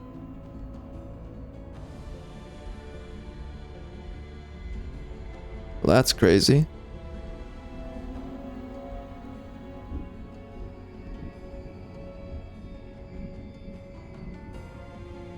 Innate Spelljammer. Whoa. No way. That's crazy. Wow. Oh, overcharge cast too? That's nice. Huh. Okay.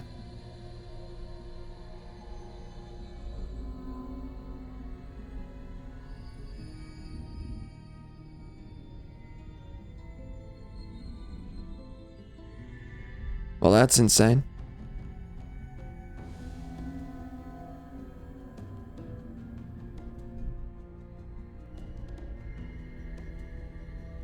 That's crazy.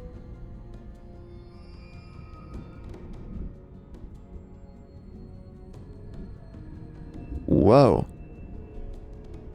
Well, that's weird.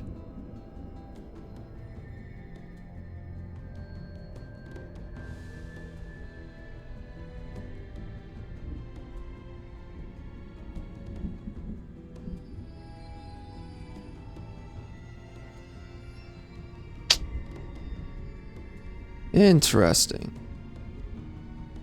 Mirror Veil? Whoa.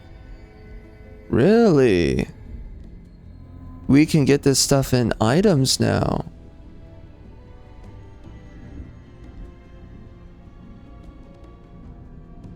Bless? Okay, I mean, that's not terrible. I don't know if it's crazy. I know some people, they try to figure out how to break the game through stuff like this. Sometimes you can figure it out. It's like, oh wow, if I just do these things. Oh, Fearless is a good one right there. That's really good. That's really important. But I know that some people, they really try to break the game through stuff like this. I don't think that will be me.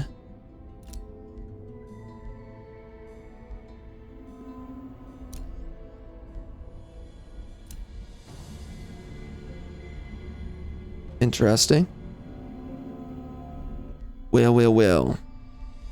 That was a trashy match.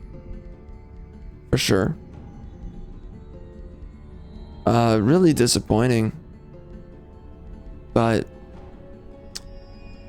it happens. I don't really know what's the best way of going about it next time.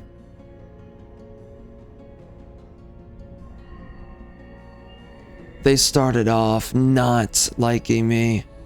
Maybe I should have just purchased peace instead of purchasing units. Probably. Because you gotta hunker down and you gotta play the long game. When you're in the early game like that. You have no economy. It's really pathetic.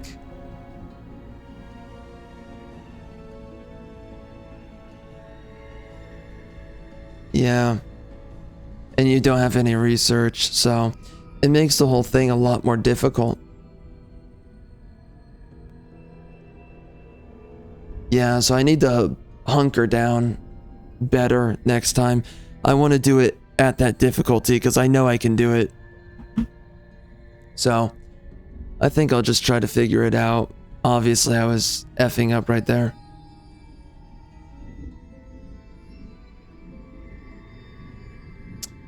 Okay, well, let me check something. Nice. Checking on the stream right now. Very nice. Beautiful. It's doing poorly. Isn't that nice? I love it. Well, anyway. All right. I guess that's it. I don't have anything on my mind. I think we just gotta do things differently next time, so with that being said, we will be back later.